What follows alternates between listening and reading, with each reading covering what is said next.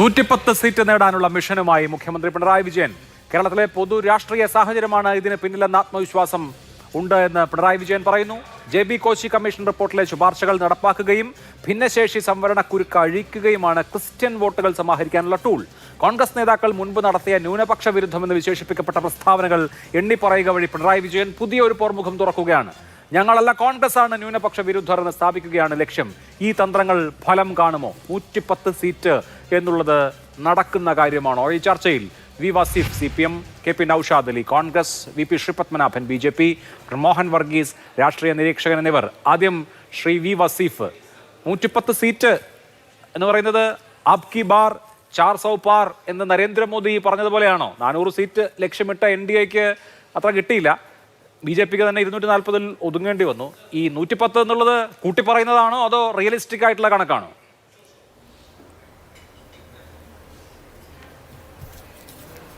അഭിലാഷേ, ഞങ്ങളെ സംബന്ധിച്ചിടത്തോളം 110 സീറ്റിൽ ജയിക്കാനുള്ള എല്ലാ സാധ്യതയും ഇന്ന് ഈ കേരളത്തിലുണ്ട്. ഇപ്പോൾ ഈ പഞ്ചായത്ത് തെരഞ്ഞെടുപ്പ്, തദ്ദേശ സ്വയംഭരണ തെരഞ്ഞെടുപ്പ് കഴിഞ്ഞ ശേഷവും ഞങ്ങൾ വലിയ രീതിയിൽ പുറകോട്ട് പോയിട്ടില്ല വോട്ടിൽ എന്നുള്ളത് നിങ്ങൾ ഉൾപ്പെടെ എല്ലാവരും വിലയിരുത്തിയതാണ്. നമുക്ക് ഈ ഒരു സാഹചര്യത്തിൽ വികസനത്തെക്കുറിച്ച്, അതുപോലെ തന്നെ കേരള രാഷ്ട്രീയത്തിൽ ഒക്കെ നന്നായി ഇടപെട്ട് ഞങ്ങൾ കുറച്ചുകൂടി സജീവമായിട്ട് രംഗത്ത് നിന്നാൽ ഒരു 110 സീറ്റിലേക്ക് എത്തുന്ന എല്ലാ സാഹചര്യവും ഉണ്ട്. കാരണം ഇടതുപക്ഷമല്ലാതെ മറ്റാരെയാണ് കേരളത്തിൻ്റെ ഭരണം ഏൽപ്പിക്കുക എന്നുള്ളൊരു ചോദ്യമുണ്ട്. 10 വർഷം മുമ്പുള്ള ഉമ്മൻചാണ്ടി ഭരണത്തെ യഥാർത്ഥത്തിൽ ഈ നാട് ഒന്നുകൂടി ഓർത്താൽ ആ 110 മാത്രമല്ല 110ൻ്റെ മുകളിലേക്ക് പോകുന്ന സാഹചര്യം ഉണ്ടാകും. ഈ കേരളം കണ്ട വികസന പ്രവർത്തനം എന്ന് പറയുന്ന അഭൂതപൂർവമായ വികസന പ്രവർത്തനം ഇന്ത്യയിൽ എല്ലാവിധ മാനവ വികസന സൂചികയിൽ എല്ലാം 1ാം നമ്പറുള്ള ഒരു സംസ്ഥാനമായി നമ്മുടെ നാട് മാറി. അങ്ങനെ ഒരു ആ സംസ്ഥാനത്തിന് നേതൃത്വം കൊടുക്കുന്ന ഏറ്റവും ഒടുവിൽ കേരളം മുഴുവൻ നടന്ന ഒരു എക്സിറ്റ് പോൾ പോലെ ഒരു തെരഞ്ഞെടുപ്പിന്റെ റിസൾട്ട് വന്നല്ലോ. ആ റിസൾട്ട് വരുമ്പോൾ LDFന് UDFനേക്കാൾ 7.5 ലക്ഷം വോട്ട് കുറവാണ്. 2020 ഇതേപോലെ 2021 തെരഞ്ഞെടുപ്പിന് മുമ്പ് നടന്ന തദ്ദേശ തെരഞ്ഞെടുപ്പിൽ നിങ്ങൾക്ക് 5 ലക്ഷം വോട്ട്, 5.40 അത്രയും ലക്ഷം വോട്ട് നിങ്ങൾക്ക് കൂടുതലുണ്ടായിരുന്നു. ആ തെരഞ്ഞെടുപ്പിലാണ്, അതിനുശേഷം നടന്ന തെരഞ്ഞെടുപ്പിലാണ് 99 സീറ്റ് നേടിയിട്ടുള്ളത്. അപ്പോൾ നിലവിലെ രാഷ്ട്രീയ സാഹചര്യങ്ങൾ, 10 കൊല്ലം ഭരിച്ച ഒരു സർക്കാർ, സംസ്ഥാനം എന്ന് പറയുന്നത് എപ്പോഴും ആന്റി ഇൻകംബൻസിക്ക് വളരെ സാധ്യതയുള്ള ഒരു സംസ്ഥാനം കൂടിയാണ്. ഒരു ആന്റി ഇൻകംബൻസി വേവ് എപ്പോഴും ഉണ്ടാവാറുള്ള സംസ്ഥാനമാണ് കേരളം. അപ്പോൾ ഇപ്പോൾ നിങ്ങളല്ല, UDF ആണ് പോൾ പൊസിഷനിൽ. അപ്പോൾ അതാണ് ഞാൻ ചോദിച്ചത്, റിയലിസ്റ്റിക് ആയിട്ടുള്ള ലക്ഷ്യമാണോ 110 എന്നുള്ളതാണ്? തീർച്ചയായിട്ടും VS സർക്കാർ അധികാരത്തിൽ വരുന്നത് നിങ്ങൾക്കറിയില്ലേ? 98 സീറ്റിൽ അധികാരത്തിൽ വരിക. പിന്നെ ഞങ്ങൾ അധികാരത്തിൽ നിന്ന് പോകുന്ന വെറും 2 സീറ്റിൻ്റെ വ്യത്യാസത്തിലാണ് അധികാരത്തിൽ നിന്ന് മാറ്റപ്പെടുന്നത്. പിന്നെ തുടർച്ചയായി 91ഉം 99ഉം സീറ്റ് വാങ്ങി ഞങ്ങൾ അധികാരത്തിൽ വരിക. 2010 പഞ്ചായത്ത് തെരഞ്ഞെടുപ്പിൽ, ഈ തദ്ദേശ സ്വയംഭരണ തെരഞ്ഞെടുപ്പിൽ ഞങ്ങൾ വലിയ രീതിയിൽ പുറകിലായിരുന്നു. വോട്ടിൻ്റെയും അതുപോലെ തന്നെ സീറ്റിൻ്റെയും ഒക്കെ എണ്ണത്തിൽ പുറകിലായിരുന്നു ഞങ്ങൾ. അവിടെ നിന്നാണ് ഞങ്ങൾ 98 സീറ്റിലേക്ക് വന്ന് VS കേരളത്തിൻ്റെ മുഖ്യമന്ത്രിയായി വരുന്നത്. പിന്നീട് 91 സീറ്റിൽ നിന്ന് 99 സീറ്റിലേക്ക് വരുന്നതിന് തൊട്ടു മുമ്പ് നടന്ന ലോകസഭാ തെരഞ്ഞെടുപ്പിൽ ഞങ്ങൾ അമ്പേ പരാജയപ്പെട്ടതാണ്. ഇക്കഴിഞ്ഞ ലോകസഭാ തെരഞ്ഞെടുപ്പിൽ നിന്ന് ഞങ്ങൾ മുന്നോട്ടേക്ക് വന്നത് 5%-ലധികം വോട്ടുകൾ വാങ്ങി ഞങ്ങൾ മുന്നോട്ടേക്ക് വരിക. നല്ല രീതിയിൽ ഞങ്ങൾക്കുണ്ടായിരുന്ന എല്ലാ പോരായ്മകളെയും മാറ്റി ഞങ്ങൾ വലിയ മുന്നേറ്റമുണ്ടാക്കുന്ന കാഴ്ചയാണ് കേരളത്തിൽ കണ്ടത്. തീർത്തും വ്യത്യസ്തമായ ഒരു തെരഞ്ഞെടുപ്പായിരിക്കും നിയമസഭാ തെരഞ്ഞെടുപ്പ്. നിയമസഭാ തെരഞ്ഞെടുപ്പിൽ കഴിഞ്ഞ ഇടതുപക്ഷ ഗവൺമെൻറ്റിൻ്റെ വികസന പ്രവർത്തനങ്ങളെ ജനങ്ങൾ ചർച്ച ചെയ്യും. കേരളത്തിൽ വികസനം നടന്നിട്ടില്ല, കേരളത്തിൽ ഒരു മുന്നേറ്റവും ഉണ്ടായിട്ടില്ല എന്ന് പറയാൻ കേരളത്തിലെ ഏതെങ്കിലും ഒരു മനുഷ്യന് സാധിക്കും? കനകൊലുവിൻ്റെ ഉപദേശവും നിർദ്ദേശവും ഒക്കെ വാങ്ങി വരുന്ന കോൺഗ്രസ്സുകാർ ഒരു പക്ഷേ അത് പറയും. കാരണം അവർക്കത് പറയല്ലാതെ വേറെ മാർഗ്ഗമില്ല. നുണ പറഞ്ഞ് എന്തെങ്കിലുമൊക്കെ ആക്ഷേപങ്ങൾ ഉന്നയിച്ച് മുന്നോട്ട് പോയാൽ മാത്രമേ അല്പമെങ്കിലും പിടിച്ചു നിൽക്കാൻ പറ്റൂ എന്നുള്ള ഒരു നല്ല ധാരണ കനകൊലു ഉൾപ്പെടെ ഇവർക്ക് കൊടുത്തിട്ടുണ്ട്. എന്നിരുന്നാലും ശശി തരൂരിനെ പോലെയുള്ളവർ കേരളത്തിൻ്റെ വികസനത്തെക്കുറിച്ച്, കേരളത്തിലുണ്ടായ മാറ്റങ്ങളെക്കുറിച്ച് യാഥാർത്ഥ്യബോധത്തിൽ നിന്നുകൊണ്ട് സംസാരിക്കുന്നതാണ് നമ്മൾ കേട്ടതും കണ്ടതും അറിഞ്ഞതും.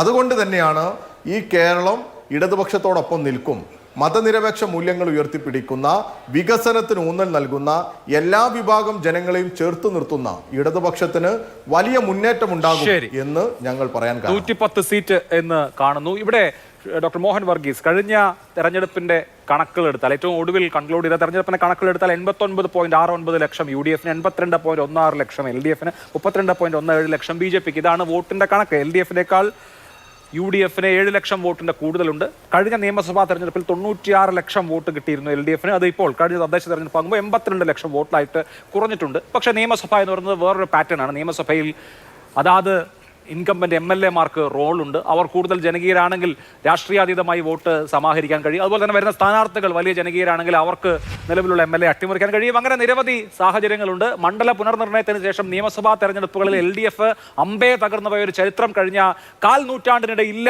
എന്നതുകൂടി പരിഗണിക്കുമ്പോൾ LDF-ന് പ്രതീക്ഷ വെക്കാമോ? LDF ഇപ്പോൾ പറയുന്ന കണക്കുകൾ അനുസരിച്ച് 110 സീറ്റുകൾ എന്നത് മന്ത്രിസഭാ യോഗത്തിൽ, പ്രത്യേക മന്ത്രിസഭാ യോഗത്തിൽ മുഖ്യമന്ത്രി ശ്രീ പിണറായി വിജയൻ കൊണ്ടുവന്ന ഒരു കണക്കാണ്. അതുവരെ ഇന്നലെ വരെ അങ്ങനെ ഒരു കണക്ക് കേട്ടിട്ടില്ല. അപ്പോൾ UDF 100 പറയുന്നു, LDF 110 പറയുന്നു എന്ന ലാഘവത്തിൽ എടുക്കാതെ where do the seats come from, ഇത് വളരെ വലിയൊരു കാര്യമാണ്. ഇതിനെ രണ്ട് രീതിയിൽ ഇതിനെ കാണാം. ഒന്ന്, ഒരു പ്രൊജക്ഷൻ ബേസ്, മുൻകാലങ്ങളിൽ ബെഞ്ച് മാർക്കായി എടുക്കാവുന്നത് കഴിഞ്ഞ നിയമസഭാ തെരഞ്ഞെടുപ്പ്, അത് എടുക്കാതിരിക്കരുത്. കഴിഞ്ഞ നിയമസഭാ തെരഞ്ഞെടുപ്പ്, ഉപതെരഞ്ഞെടുപ്പുകൾ, 2024 ലോക്സഭാ തെരഞ്ഞെടുപ്പ്, 2025 തദ്ദേശ തെരഞ്ഞെടുപ്പുകൾ.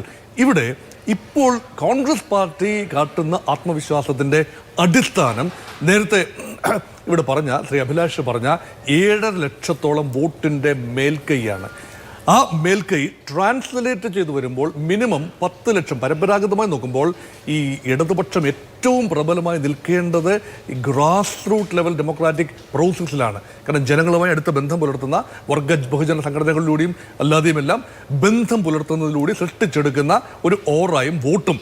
അങ്ങനെയെങ്കിൽ 7.5 ലക്ഷത്തിൻ്റെ അഡ്വാൻറ്റേജ് മേൽക്കൈ UDF-ന് തദ്ദേശത്തിൽ ലഭിച്ചിട്ടുണ്ട് എങ്കിൽ when other things remain equal ഒരു 10 ലക്ഷം വോട്ടിൻ്റെ എങ്കിലും പാൻ കേരള അടിസ്ഥാനത്തിൽ UDF-ന് മേൽക്കൈ ഉണ്ടാകേണ്ടതാണ്. അത് മണ്ഡല അടിസ്ഥാനത്തിൽ സ്പ്രെഡ് ചെയ്തു പോകുമ്പോൾ യഥാർത്ഥത്തിൽ തീർച്ചയായും UDF പറയുന്ന ഇപ്പോൾ ഈ തദ്ദേശത്തിൽ കണ്ട 80 സീറ്റ്, മാധ്യമങ്ങൾ കണക്ക് കൂട്ടിയെടുത്ത 80 സീറ്റ്, അത് അങ്ങോട്ടോ ഇങ്ങോട്ടോ മാറാം. അതിൽ നിന്നും ഒരു 5 മുതൽ 8 വരെ സീറ്റുകൾ കൂടാനുള്ള സാധ്യതയുണ്ട്. അതാണ് പ്രഥമ ദൃഷ്ട്യാ ഉള്ള ലോജിക്കൽ വിലയിരുത്തൽ. പക്ഷേ യഥാർത്ഥത്തിൽ അത് മാത്രമല്ല പരിഗണനാ വിഷയമെന്ന് പറയുന്നത്. ഇവിടെ ഇടക്കാല ബഡ്ജറ്റ് വരാൻ പോകുന്നു, അല്ലെങ്കിൽ വോട്ട് ഓൺ അക്കൗണ്ട് വരാൻ പോകുന്നു. വിവിധ ക്ഷേമ പദ്ധതികൾ കൂടുതലായി പ്രഖ്യാപിക്കപ്പെടുകയും ആത്യന്തികമായി കഴിഞ്ഞ മാസം പ്രഖ്യാപിച്ച, തദ്ദേശ തെരഞ്ഞെടുപ്പിന് മുൻപ് പ്രഖ്യാപിച്ച മിക്കവാറും ക്ഷേമ പദ്ധതികളുടെ ഇഫക്റ്റ് ജനങ്ങളിലേക്ക് വരാൻ, അക്കൗണ്ടുകളിലേക്ക് പണമെത്തുന്നത് ഒരുപക്ഷെ അടുത്ത ഒരു മാസത്തിനുള്ളിലാവും. അതിനുശേഷം ഇമ്മീഡിയറ്റായി വരുന്ന തെരഞ്ഞെടുപ്പിൽ ഇൻകംബൻസി അഡ്വാൻറ്റേജ് തീർച്ചയായും LDF ആഗ്രഹിക്കുന്നുണ്ടാകാം. അത് ലഭിക്കുമെന്ന് ഉറപ്പ് പറയാൻ ഞാനാണ്, പക്ഷേ ആഗ്രഹിക്കുന്നുണ്ട്. ഇൻകംബൻസി അഡ്വാൻറ്റേജ് കഴിഞ്ഞ കുറെ നിയമസഭാ തെരഞ്ഞെടുപ്പുകളിലായി മറ്റ് സംസ്ഥാനങ്ങളിൽ നമ്മൾ കാണുന്നുണ്ട്. പക്ഷെ ആ പാറ്റേൺ ആവർത്തിക്കാവുന്ന ഒരു സംസ്ഥാനമാണോ കേരളം എന്നുള്ളതാണ് എന്റെ സംശയം. ആ പാറ്റേൺ അങ്ങനെ ആവർത്തിക്കില്ല. അങ്ങനെ ആവർത്തിച്ചു എങ്കിൽ തദ്ദേശത്തിന് തൊട്ട് മുൻപ് വൻപൻ പ്രഖ്യാപനങ്ങളാണ്. ക്ഷേമ പെൻഷൻ 1600 നിന്നും 2000 മാറ്റുകയും പല കുടിശ്ശികകളും കൊടുത്തു തീർക്കാൻ തീരുമാനിക്കുകയൊക്കെ ചെയ്തപ്പോൾ ഇമ്മീഡിയറ്റ് ബെനിഫിറ്റ് കിട്ടേണ്ടതായിരുന്നു. അത് കാര്യമായി ഏഷ്യയില്ല. കാരണം കേരളം സംസാരിച്ചത് ലോക്കൽ, അൺഫോർച്ചുനേറ്റ്ലി പ്രാദേശിക വിഷയങ്ങളായിരുന്നില്ല.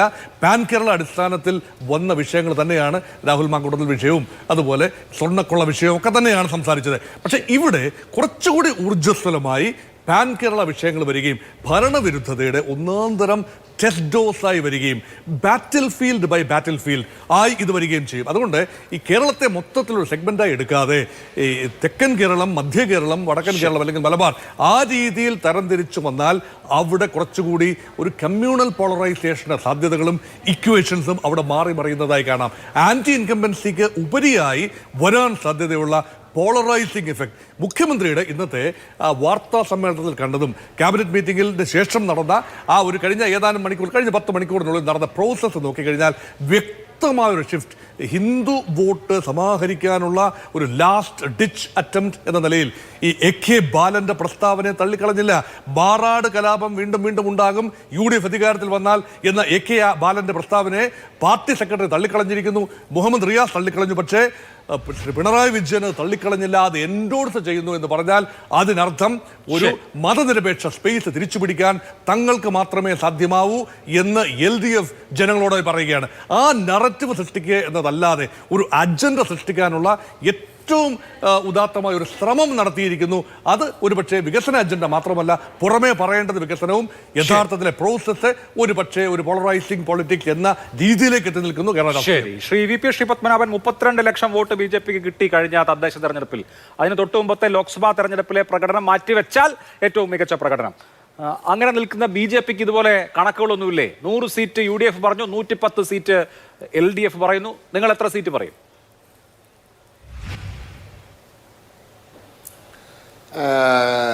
സീറ്റുകളുടെ എണ്ണം തെരഞ്ഞെടുപ്പിന് മുമ്പേ പറയുക എന്ന് പറഞ്ഞാൽ അത് ഇലക്ഷനൊക്കെ പ്രഖ്യാപിച്ചിട്ട് അതിൻ്റെ ഒരു അന്തരീക്ഷം ക്ലിയർ ആവുന്ന സമയത്താണ് സാധാരണ മുന്നണികൾ പറയാറ്.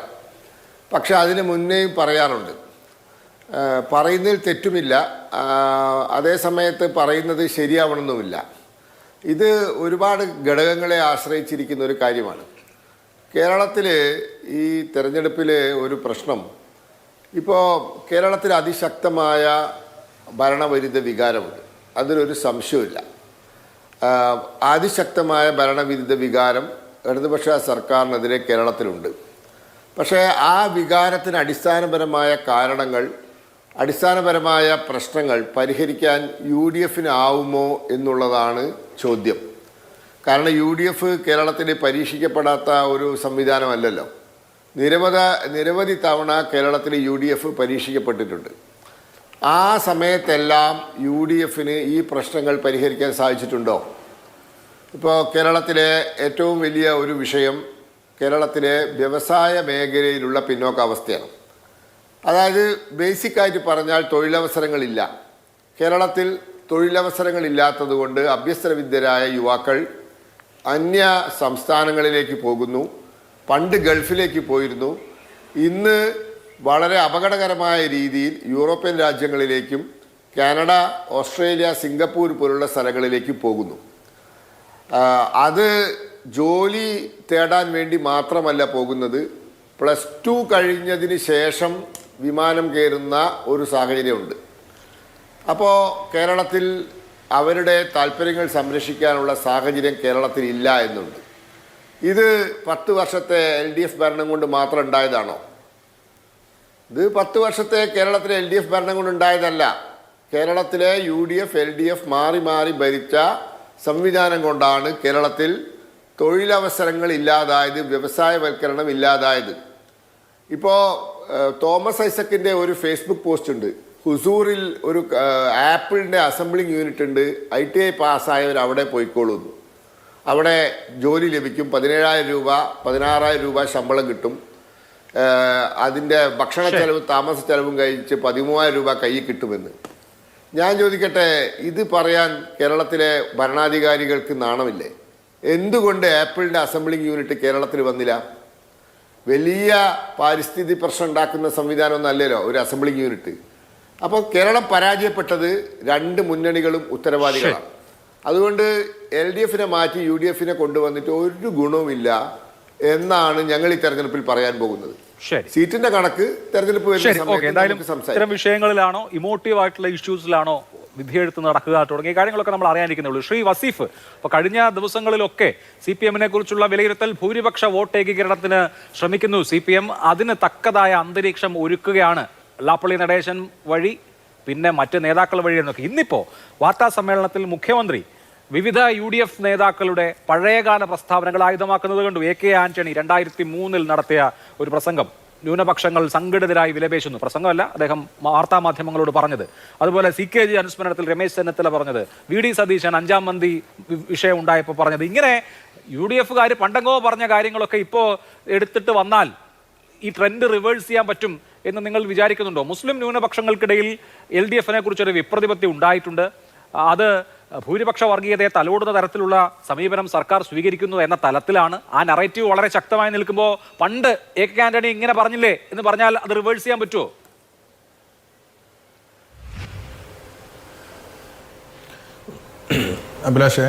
അഭിലാഷനും ഈ നമ്മുടെ ഈ കോഴിക്കോട്, മലപ്പുറം, കണ്ണൂർ ഒക്കെയുള്ള സംഭവവികാസങ്ങളൊക്കെ കുറച്ച് നന്നായിട്ട് അറിയുന്ന, മനസ്സിലാക്കുന്ന ഒരാളാണ്. ഇവിടെ കുറേ ജീവിച്ച ആളുമല്ലേ. യഥാർത്ഥത്തിൽ എന്താണ് ഇപ്പോൾ കേരളത്തിൽ നടന്നുകൊണ്ടിരിക്കുന്ന ഈ ചർച്ചയ്ക്കൊക്കെ ഒരു ആധാരം? ഇത് യഥാർത്ഥത്തിൽ തുടങ്ങിയതാരാണ്? UDF അല്ലേ? വളരെ പ്ലാൻഡ് അല്ലേ? ജമാഅത്തെ ഇസ്ലാമി എന്ന് പറയുന്ന ഒരു സംഘടിത പ്രസ്ഥാനത്തെ, ഈ മുസ്ലിം വിഭാഗത്തിനിടയിൽ പ്രവർത്തിക്കുന്ന വളരെ ന്യൂനപക്ഷമായ ഒരു വിഭാഗമാണ്. എന്നാൽ അവർക്കൊരു മാധ്യമമുണ്ട്, അവർക്ക് അതിൻ്റെ ഒരു സംവിധാനമുണ്ട്, എല്ലാമുണ്ട്. ഇത് മനസ്സിലാക്കിയ UDF LDFിനെ കവച്ചു വെക്കാൻ, LDFിനെ പരാജയപ്പെടുത്താൻ ഇവരിപ്പോൾ ഉള്ള രീതിയിൽ പോയാൽ പറ്റില്ല എന്ന ബോധ്യത്തിൻ്റെ അടിസ്ഥാനത്തിൽ അവർ ബോധപൂർവമായി ജമാഅത്തെ ഇസ്ലാമിക്ക് ക്ലീൻ ചിറ്റ് കൊടുത്ത് ജമാഅത്തെ ഇസ്ലാമിയെ കൂടെ കൂട്ടുന്ന ഒരു കാഴ്ചയല്ലേ നമ്മൾ കണ്ടത്? സാധാരണ അവർക്ക് ഇഷ്ടമുള്ളതിനനുസരിച്ച് അല്ലെങ്കിൽ മൂല്യം നോക്കി വോട്ട് ചെയ്യും. അതിനു മുമ്പ് വോട്ട് ചെയ്യാതിരുന്നു. അതൊക്കെയായിരുന്നു ഈ മൗദൂദിയൻ ആശയഗതിക്കാരൊക്കെ ഉണ്ടായിരുന്നത്. ഈ UDFിലെ മുസ്ലിം ലീഗിൻ്റെ അഭിപ്രായം എന്തായിരുന്നു ജമാഅത്തെ ഇസ്ലാമിയെക്കുറിച്ച്? KM ഷാജി എന്ന് പറയുന്ന MLA ഈ അടുത്തും പ്രസംഗിച്ച പ്രസംഗം അഭിലാഷിന് അറിയാമല്ലോ. ഞാൻ വേണേൽ ഒന്നുകൂടി അത് അയച്ചു തരാം, നിങ്ങൾ വേണേൽ അതൊന്ന് കാണിക്ക്. ഇസ്ലാമിക് സ്റ്റേറ്റിനോടാണ് ജമാഅത്തെ ഇസ്ലാമിയെ ഉപമിച്ചത്. ഇസ്ലാമിക് സ്റ്റേറ്റ്, IS സമം ജമാഅത്തെ ഇസ്ലാമി. പറയുന്നത് ആരാ? KM ഷാജി. MK മുനീറിന്റെ അഭിപ്രായം എന്തായിരുന്നു? PK ഫിറോസിന്റെ അഭിപ്രായം എന്തായിരുന്നു? ശരി, അല്ല ഞാനത് പറഞ്ഞോട്ടെ. അവിടെ ഒരു ചോദ്യം താങ്കൾ തന്നെ പറഞ്ഞു ജമാഅത്തെ ഇസ്ലാമി എന്ന് പറഞ്ഞാൽ വളരെ ചെറിയ, വളരെ മുസ്ലിങ്ങളിലെ വളരെ ന്യൂനപക്ഷമായ ഒരു ചെറിയ സംഘടനയാണെന്ന്. പിന്നെ രാവിലെ നേരം വെളുത്താൽ ഉടനെ കണ്ണും തിരുമ്മി എല്ലാ ദിവസവും എന്തിനാണ് CPM നേതാക്കൾ ജമാഅത്തെ ഇസ്ലാമിയുടെ നെഞ്ചത്തേക്ക് കയറുന്നത്? അതൊരു നറേറ്റീവ് ഉണ്ടാക്കാനാണ്. ജമാഅത്തെ ഇസ്ലാമി എന്ന് പറഞ്ഞാൽ ശുഷ്കമായ ഒരു സംവിധാനമായിരിക്കാം, ആയിക്കോട്ടെ. ഈ ജമാഅത്തെ ഇസ്ലാമിയെ ചാരി എന്തിനാണ് ശ്രമിക്കുന്നത്? അവരെ അടിച്ച് ഉണ്ടാക്കാനാണ് ശ്രമിക്കുന്നത്. ഈ സെനാരിയോ എന്തിന് ക്രിയേറ്റ് ചെയ്യുന്നു? കഴിഞ്ഞ 6-7 മാസമായി എന്തുകൊണ്ടാണ് നിരന്തരം ഇത്തരത്തിലുള്ള പ്രസ്താവനകൾ, പരാമർശങ്ങൾ ഉണ്ടാവുന്നത്? എന്തുകൊണ്ടാണ് വെള്ളാപ്പള്ളി നടേശനെ എൻഡോഴ്സ് ചെയ്യുന്നത്? ഇതൊക്കെയാണ് പ്രശ്നം. ഞാൻ പറയാം അഭിലാഷേ. ഇവിടെ ഈ ജമാഅത്തെ ഇസ്ലാമി എന്ന് പറയുന്നത് RSS മുന്നോട്ട് വെക്കുന്ന മതരാഷ്ട്രവാദം അതുപോലെ മുന്നോട്ട് വെച്ച് ഈ സമൂഹത്തിൽ RSSന് ഒരു മണ്ണൊരുക്കുന്ന പ്രവർത്തനത്തിന് നേതൃത്വം കൊടുക്കുന്ന ഒരു സംഘടനയാണ്. നിങ്ങൾ അവരുടെ ഓരോ സ്റ്റേറ്റ്മെൻറ്റും എടുത്തോ, ഓരോ കാലഘട്ടത്തിൽ അവരുടെ സ്റ്റേറ്റ്മെൻറ്റുകൾ എടുത്തോ. അവർ മുസ്ലിം ജനവിഭാഗത്തിലെ ചിന്തിക്കുന്ന, അത്യാവശ്യം വായിക്കുന്ന, ഈ രംഗത്തൊക്കെ ഇടപെടുന്ന പൊതുമധ്യത്തിൽ വരുന്ന ചെറുപ്പക്കാരെ എങ്ങനെ വൈകാരികമായി ചേർത്ത് നിർത്താം, എങ്ങനെ അവരെ ഈ ഒരു വൈകാരികതയിലേക്ക് കൊണ്ടുവരാം എന്നാലോചിച്ച് അവരുടെ മസ്തിഷ്കത്തിലേക്ക് ഇതുപോലെയുള്ള ഒരു വല്ലാത്ത ചിന്ത, തീവ്ര ചിന്ത കുത്തിവെക്കുന്നതിന് അവരുടെ രാഷ്ട്രീയത്തിന്, അവരുടെ ആശയത്തിന് സാധിക്കുന്നുണ്ട് ഏറെക്കുറെ പല ഘട്ടങ്ങളിലും. അതിന് ഉതകുന്ന തരത്തിലുള്ള ക്യാപ്സ്യൂളുകൾ, അതിന് ഉതകുന്ന തരത്തിലുള്ള പ്രചരണ പ്രവർത്തനങ്ങൾക്ക് നേതൃത്വം കൊടുക്കുന്നവരായി ഇവർ. അതുകൊണ്ടാണ് KM ഷാജിക്കും MK മുനീറിനും PK ഫിറോസിനും മുസ്ലിം ലീഗുകാർക്കുമൊക്കെ ഈ ജമാഅത്തെ ഇസ്ലാമി എന്ന് പറയുന്നത് കൈകാര്യം ചെയ്യുന്നത് അപകടകരമായ രാഷ്ട്രീയമാണ്. മുസ്ലിം ജനവിഭാഗത്തെ ഈ തീവ്ര ചിന്താഗതിയിലേക്ക് തള്ളിവിടുന്നവരാണ്, വൈകാരികതയിലേക്ക് തള്ളിവിടുന്നവരാണ് ജമാഅത്തെ ഇസ്ലാമി എന്നൊക്കെ പറയേണ്ടി വന്നത്. അങ്ങനെ അപകടകരമായ രാഷ്ട്രീയം ഈ കാലഘട്ടത്തിൽ മുന്നോട്ട് വെക്കുന്ന ജമാഅത്തെ ഇസ്ലാമിയെ ഞങ്ങൾ തുറന്നു കാണിച്ചു. ആ തുറന്നു കാണിച്ച സമയത്ത് തീർച്ചയായിട്ടും ഇത് നമ്മുടെ നാട്ടിൽ RSSന്, ഏത് ജമാഅത്തെ ഇസ്ലാമിയുടെ പ്രചരണ പ്രവർത്തനങ്ങൾ, SDPയുടെ പ്രചരണ പ്രവർത്തനങ്ങൾ, RSS പോലെ രാജ്യത്തുടനീളം ന്യൂനപക്ഷങ്ങളെ ചൂണ്ടിക്കാണിച്ച് വലിയ അക്രമത്തിനും വലിയ കലാപത്തിനും നേതൃത്വം കൊടുക്കുന്ന RSSന് വളം വെച്ച് കൊടുക്കുന്ന പ്രവർത്തനം നടത്തുന്ന ജമാഅത്തെ ഇസ്ലാമിയെയും ഞങ്ങൾ ചൂണ്ടിക്കാണിച്ചു. ഇത് രണ്ടും നമ്മുടെ നാട്ടിൽ അപകടമുണ്ടാക്കും എന്ന് ഞങ്ങൾ പറഞ്ഞു. അത് പറഞ്ഞത് മുതൽ, അങ്ങനെ ആ രാഷ്ട്രീയം ഈ നാട്ടിൽ പറയുന്നത് മുതൽ ജമാഅത്തെ ഇസ്ലാമിയെ തുറന്നു കാണിച്ചു എന്നുള്ളത് കൊണ്ട് അവർ നടത്തുന്ന പ്രചരണം എന്താ? CPMനെ സംഖ്യയാക്കുക. എല്ലാ ഘട്ടത്തിലും നിങ്ങൾ നോക്കണം, CPM എങ്ങനെയാണോ RSSുമായി ചേർന്ന് പോകും എന്നൊക്കെ പറയാൻ ഇവർക്ക് ധൈര്യം വരിക? ഇവരുടെ ഒരു ചാനലില്ലേ മീഡിയ വൺ, ഇവരുടെ പത്രമില്ലേ മാധ്യമം, ഇത് തുടർച്ചയായി വായിക്കുന്നവൻ എന്താ കരുതുക? CPM ഒരു മതനിരപേക്ഷ പാർട്ടിയേ അല്ല എന്നുള്ളതാണ്. ഞാനൊക്കെ ജീവിക്കുന്ന പ്രദേശത്ത് ഞങ്ങളൊക്കെ വല്ലാത്ത രീതിയിൽ ഈ ജമാഅത്തെ ഇസ്ലാമിയുടെ പ്രചരണങ്ങൾക്ക് മുമ്പിൽ ഇങ്ങനെ അവർ എന്ത് നുണയാ പറയുക? പച്ചക്ക് നമ്മൾ ഒരിക്കലും വിശ്വസിക്കാത്ത, നമ്മൾ പ്രതീക്ഷിക്കാത്ത തലത്തിലേക്കാണ് ഇവർ ഓരോ പ്രചരണങ്ങളെ കൊണ്ടുപോവുക. ഒരു ധ്രുവീകരണത്തിന് കോപ്പ് കൂട്ടുക ഇവർ ചെയ്യുക. അങ്ങനെ കോപ്പ് കൂട്ടുമ്പോൾ സ്വാഭാവികമായിട്ടും ഇത് ചൂണ്ടിക്കാണിച്ച് RSS വളരുക ചെയ്യുക. ഞങ്ങൾ ഈ രണ്ട് വർഗീയതയെയും തോൽപ്പിക്കണം എന്ന അഭിപ്രായം പറയുന്നവരാണ് ഞങ്ങൾ. അതുകൊണ്ടാണ് ഞങ്ങൾ പറയുന്നത്, ഈ കോൺഗ്രസ് എന്തിനാണ് ഇങ്ങനെയുള്ള ഈ തീവ്ര നിലപാട് സ്വീകരിക്കുന്ന ജമാഅത്തെ ഇസ്ലാമിയെ എന്തിനാ കോൺഗ്രസ് ഇങ്ങനെ കൈകൊടുക്കുന്നത്? അവർ വോട്ട് ചെയ്യട്ടെ കോൺഗ്രസിന്. പക്ഷെ എന്തിനാണ് ജമാഅത്തെ ഇസ്ലാമി മതരാഷ്ട്രവാദികളല്ല എന്ന സർട്ടിഫിക്കറ്റ് കേരളത്തിന്റെ പ്രതിപക്ഷ നേതാവ് കൊടുക്കുന്നത്? അത് അപകടമല്ലേ? അത് ചൂണ്ടിക്കാണിക്കണ്ടേ? ആ അപകടത്തെയാണ് ഞങ്ങൾ ചൂണ്ടിക്കാണിക്കുന്നത്.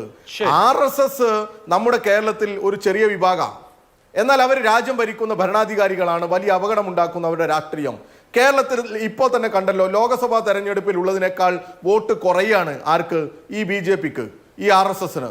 എന്നിട്ട് ആ BJPയെയും ഈ ജമാഅത്തിനെ പറയുന്ന സമയത്ത് നമ്മൾ കാണണമല്ലോ, മറ്റത്തൂര് നമ്മുടെ മുമ്പിൽ അനുഭവമല്ലേ, കൂട്ടത്തോടെ കോൺഗ്രസ്സുകാർ പോയിട്ട് എന്ത് ചെയ്യാണ്? ഈ BJPയുമായിട്ട് ചേരുക. അപ്പോൾ BJP താരതമ്യേന ചെറിയ ഒരു പാർട്ടിയാണ് കേരളത്തിൽ. അവരെന്ത് തന്നെ കളിച്ചാലും ഒരു 18-19% അപ്പുറത്തേക്കൊന്നും അവർക്ക് അടുത്തൊന്നും വരാൻ പറ്റില്ല. അല്ലെങ്കിൽ ആര് സഹായിക്കണം? UDF സഹായിക്കണം, അല്ലെങ്കിൽ കൂട്ടത്തോടെ ഇവിടെയൊക്കെ ഉണ്ടായതുപോലെ മറ്റത്തൂര് പോലെയൊക്കെ സംഭവിക്കണം. അല്ലാതെ അവർക്ക് വളരാൻ സാധിക്കില്ല. അവരുടെ വോട്ടൊക്കെ അങ്ങോട്ടും ഇങ്ങോട്ടൊക്കെ കൊടുത്ത് അവരും ആലോചിക്കുന്നത് ഞങ്ങളെ പരാജയപ്പെടുത്താനാണ്. എന്തിനാ BJPയും ഞങ്ങളെ പരാജയപ്പെടുത്താൻ ആലോചിക്കുന്നത്? എന്തിനാ ജമാഅത്തെ ഇസ്ലാമിയും ഞങ്ങളെ പരാജയപ്പെടുത്താൻ ആലോചിക്കുന്നത്? അപ്പൊ ഇവർക്കെല്ലാം ഈ വർഗീയത പറയാനും ഇവിടെ ധ്രുവീകരണം ഉണ്ടാക്കാനും ഞങ്ങളെ പരാജയപ്പെടുത്തണം. ഇടതുപക്ഷം പരാജയപ്പെട്ടാൽ മാത്രമേ ഇവർക്ക് ഇവിടെ അവരാഗ്രഹിക്കുന്നത് പോലെ അങ്ങ് വിഹരിക്കാൻ പറ്റൂ. വർഗീയത പറഞ്ഞ് ധ്രുവീകരണം ഉണ്ടാക്കിയൊക്കെ മുന്നോട്ട് പോകാൻ പറ്റൂ. അപ്പൊ ഈ വർഗീയവാദികളെ കൂട്ടിയിട്ടായാലും തിരക്കടില്ല, അധികാരത്തിലെത്തിയാൽ മതി എന്നാ ഇവർ പറയുന്നത്. അങ്ങനെ ചില കണക്കുകളുടെയൊക്കെ അടിസ്ഥാനത്തിൽ ചില മുന്നേറ്റങ്ങൾ അവർക്ക് ഈ തെരഞ്ഞെടുപ്പിൽ UDFന് ഉണ്ടാക്കാൻ സാധിച്ചു എന്നുള്ളത് ശരി നാട്ടിൽ നമ്മൾ കണ്ടു. ആ സാഹചര്യത്തിൽ ഇത് അപകടമാണോ, ഈ വർഗീയത അപകടമാണോ എന്ന് പറയണ്ടേ? അത് ഞങ്ങൾ പറയുമ്പോൾ ഞങ്ങൾ എന്താ സംഘികളായതുകൊണ്ട് പറയുക? അങ്ങനെയല്ലേ? AK ബാലേട്ടനെയൊക്കെ സംഘിയാക്കുക. നോക്കണം നിങ്ങൾ, സംഘപരിവാരത്തിനെതിരെയൊക്കെ നിരന്തരമായി സംസാരിക്കുന്ന, അതിനെതിരെ പോരാട്ടം നടത്തുന്ന AK ബാലേട്ടനെ നേരത്തെ VSനെയും ഇവർ ഇതേ അഭിപ്രായം പറഞ്ഞതാ. മലപ്പുറത്തെ കുറിച്ച് പറയാൻ പറ്റില്ല, ഈ പറയുന്ന മുസ്ലിം ലീഗിനെ പറ്റി പറയാൻ പറ്റില്ല, ജമാഅത്തെ ഇസ്ലാമിയെ പറയാൻ പറ്റില്ല. നിലപാടാണ് എടുക്കുന്നത്. അങ്ങനെ മതനിരപേക്ഷത പറയുമ്പോൾ ഞങ്ങളെ സംഖ്യയാക്കുകയാണെന്നുള്ളതാണ് CPMന്റെ പോയിന്റ്. ഓക്കെ, ഞാൻ അങ്ങയിലേക്ക് വരാം. ശ്രീ KP നൗഷാദ് അലി, ഇന്നത്തെ മുഖ്യമന്ത്രിയുടെ വാർത്താ സമ്മേളനത്തിൽ ഒരു ഗിയർ മാറ്റം പ്രകടമാണ്. അദ്ദേഹം UDFന്റെ നേതാക്കൾ മുൻകാലത്ത് നടത്തിയിട്ടുള്ള പ്രസ്താവനകൾ ഓരോന്നായി ഉദാഹരിക്കുന്നു. പ്രതിപക്ഷ നേതാവ് VD സതീശൻ മുമ്പ് 2015 പറഞ്ഞ ഒരു കാര്യം, മലപ്പുറത്ത് 33 സ്കൂളുകൾ അനുവദിച്ചപ്പോൾ സാമൂഹ്യ പശ്ചാത്തലം നോക്കി വേണമായിരുന്നു ഇതുപോലെ സ്കൂളുകളൊക്കെ അനുവദിക്കാൻ. ഈ 33 സ്കൂളുകൾ മലബാറിൽ അനുവദിച്ചതുകൊണ്ട് ഭൂരിപക്ഷ ഏകീകരണം, കൺസോൾട്ടേഷൻ ഉണ്ടാകുമെന്ന് പ്രസംഗിച്ച കാര്യം, 5ാം മന്ത്രി സ്ഥാനം നൽകിയപ്പോൾ ഇത് സാമുദായിക നിലയെ വഷളാക്കി, സാമുദായിക ചേരിതിരിവ് ഉണ്ടാക്കി എന്ന VD സതീശന്റെ പ്രസംഗം, CKG അനുസ്മരണത്തിൽ രമേശ് ചെന്നിത്തല അന്നത്തെ ആഭ്യന്തരമന്ത്രിയുടെ പ്രസംഗം, അതായത് മുസ്ലിം ലീഗിന് സീറ്റ് കൊടുക്കാതിരുന്ന CKGയുടെ ആ നിലപാട് ശരിയാണെന്ന് കാലം തെളിയിച്ചു എന്ന രമേശ് ചെന്നിത്തലയുടെ പ്രസംഗം, AK ആന്റണി മുഖ്യമന്ത്രിയായിരിക്കുമ്പോൾ ന്യൂനപക്ഷങ്ങൾ സംഘടിതരായി വിലപേശുന്നു, അങ്ങനെ അവരുടെ സംഘടിത ശക്തി ഉപയോഗിച്ച് സർക്കാരിൽ നിന്ന് കൂടുതൽ ആനുകൂല്യങ്ങൾ നേടിക്കൊണ്ടിരിക്കുകയാണെന്ന് AK ആന്റണി മുഖ്യമന്ത്രിയായിരുന്ന കാലത്ത് പറഞ്ഞ കാര്യം. ഇത്രയും പ്രസ്താവനകൾ മുഖ്യമന്ത്രി പിണറായി വിജയൻ ഉദ്ധരിക്കുകയാണ്. ഞങ്ങളല്ല, UDF ആണ് ന്യൂനപക്ഷ വിരുദ്ധർ എന്ന് തെളിയിക്കാൻ.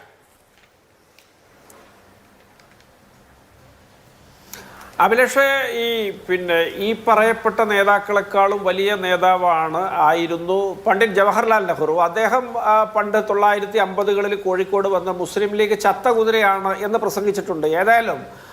അതേതായാലും പിണറായി വിജയൻ ഓർക്കാത്തതോ പറയാത്തതോ ഒക്കെ നന്നായി എന്നോ അല്ലെങ്കിൽ എന്തുകൊണ്ട് പറഞ്ഞില്ല എന്ന് ഞാൻ ഓർക്കുകയാണ്. അന്ന് CH മുഹമ്മദ് കോയ തൊട്ട് പിറകെ മറുപടി നൽകിയിരുന്നു, ലീഗ് ചത്ത കുതിരയല്ല, ഉറങ്ങിക്കിടക്കുന്ന സിംഹമാണെന്ന്. അപ്പോൾ ഇതൊക്കെ കേരള രാഷ്ട്രീയത്തിൽ അല്ലെങ്കിൽ ഇന്ത്യൻ രാഷ്ട്രീയത്തിൽ ഇങ്ങനെയൊക്കെയുള്ള ഒരുപാട് ചർവിത വാചാടോപങ്ങൾ പല കാലങ്ങളിലായിട്ട് പലരും നടത്തിയിട്ടുണ്ട്. അതൊക്കെ എടുത്തുദ്ധരിച്ചിട്ട് ഒരു ദുർബലമായ പ്രതിരോധം തീർക്കാൻ ശ്രമിക്കുന്ന പിണറായി വിജയനെ കാണുമ്പോൾ സഹതപിക്കുകയല്ലാതെ വേറൊരു മാർഗമൊന്നുമില്ല. ഞാൻ ഇവർ നടത്തിയ പ്രസ്താവനകളെ ഇവിടെ എണ്ണി പറയുന്നില്ല. ഏതായാലും ഇത്തരത്തിലുള്ള പ്രസ്താവനകളാണ് ആണല്ലോ ഈ പറഞ്ഞ ആളുകളൊക്കെ അങ്ങോട്ടും ഇങ്ങോട്ടും നടത്തിയിട്ടുള്ളത്. 7-ാം നൂറ്റാണ്ടിലെ പ്രാകൃത മതമാണ് എന്ന് ജില്ലാ കമ്മിറ്റി പ്രമേയം പാസാക്കുകയും മലപ്പുറത്തെ കുട്ടികളുടെ തട്ടമൂരി വെപ്പിച്ചതാണ് ഏറ്റവും വലിയ CPM-ന്റെ നേട്ടമെന്ന് ഇവിടെ വന്ന് പ്രസംഗിക്കുകയും മലപ്പുറത്തെ കുട്ടികൾ കോപ്പി അടിച്ചിട്ടാണ് പാസ്സാവുകയെന്ന് പ്രസംഗിച്ചതും അങ്ങനെ പറഞ്ഞു കഴിഞ്ഞാൽ CPM നടത്തിയ ഇത്തരത്തിലുള്ള പ്രസ്താവങ്ങൾ എത്ര എണ്ണം ഉദ്ധരിക്കാൻ പറ്റും? അതൊന്നും റെലവൻസ് ഉള്ള കാര്യമല്ല ഇന്നത്തെ രാഷ്ട്രീയത്തിൽ പലപ്പോഴും എന്നുള്ളത് കൊണ്ടും അതൊക്കെ ഓരോ കാലഘട്ടത്തിലെ ഓരോരോ പ്രസ്താവങ്ങളായിട്ട് കാണുകയാണ് രാഷ്ട്രീയം എന്നുള്ളത് കൊണ്ടും ഞാനിങ്ങനെ തരം താഴാൻ തയ്യാറാവുന്നില്ല. അതൊക്കെ പിണറായി വിജയനും അദ്ദേഹത്തിൻ്റെ പാർട്ടിക്കാർക്കുമാണ് ചേരുക.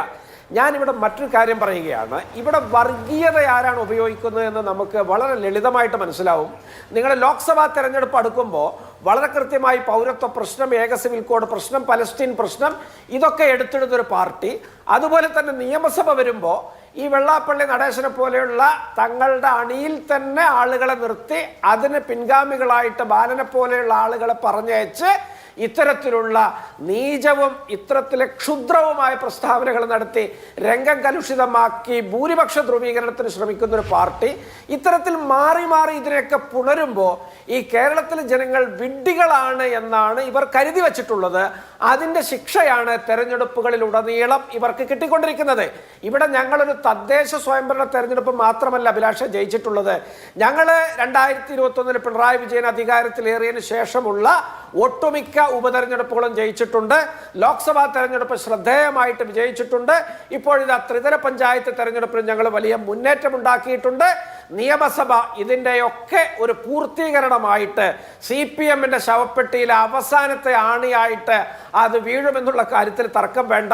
ഇവിടെ ഈ വർഗീയതയെക്കാളൊക്കെ കൂടുതൽ ഈ ഗവൺമെന്റിനെ കൊണ്ട് എന്ത് നേട്ടമാണ്, ഏത് ജനവിഭാഗത്തിനാണ് കിട്ടിയത് എന്നൊരു ചോദ്യമാണ് ജനങ്ങൾ പ്രധാനമായിട്ടും ഉയർത്തുന്നത്.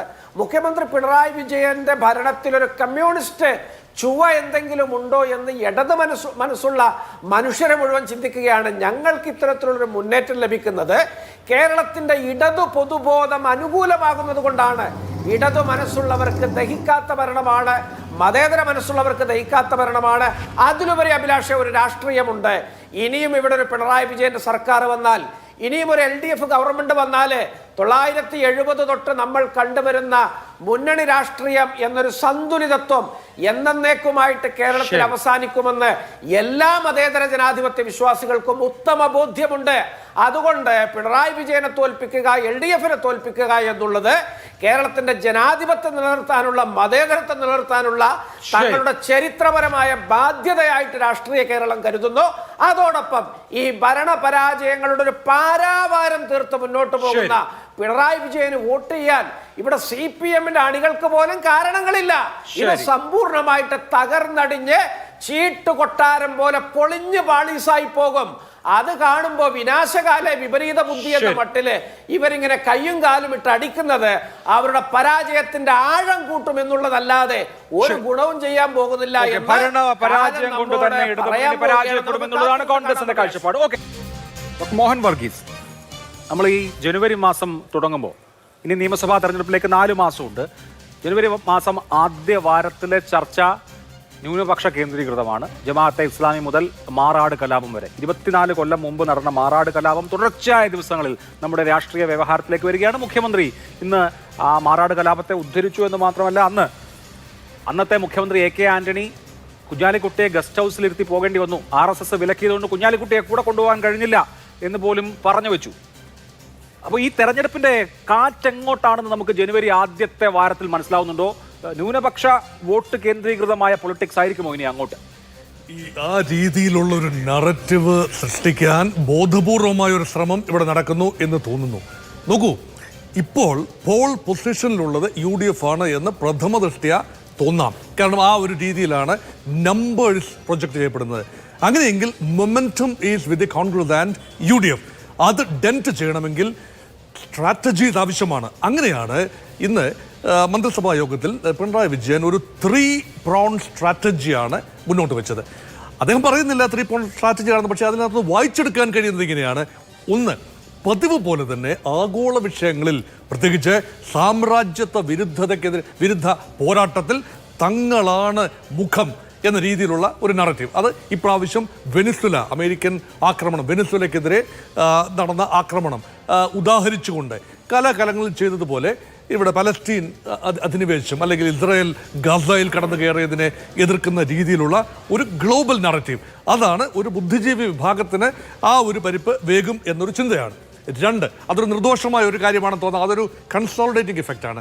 പക്ഷേ രണ്ടാമത്തെ കാര്യമെന്ന് പറയുന്നതാണ് ഇപ്പോൾ ശ്രീ അഭിലാഷ് സൂചിപ്പിച്ച ഒരു കാര്യം. ഇവിടെ എടുത്തു പറയുകയാണ്, ഇവിടെ ഒരു പ്രസ്താവന വന്നു, ശ്രീ AK ബാലൻ ഈ മാറാട് കലാപത്തെ ഓർമ്മിപ്പിക്കുന്നത് അബദ്ധത്തിൽ വന്നൊരു പ്രസ്താവനയാണ് എന്നാണ് കഴിഞ്ഞ ദിവസം വിചാരിച്ചിരുന്നത്.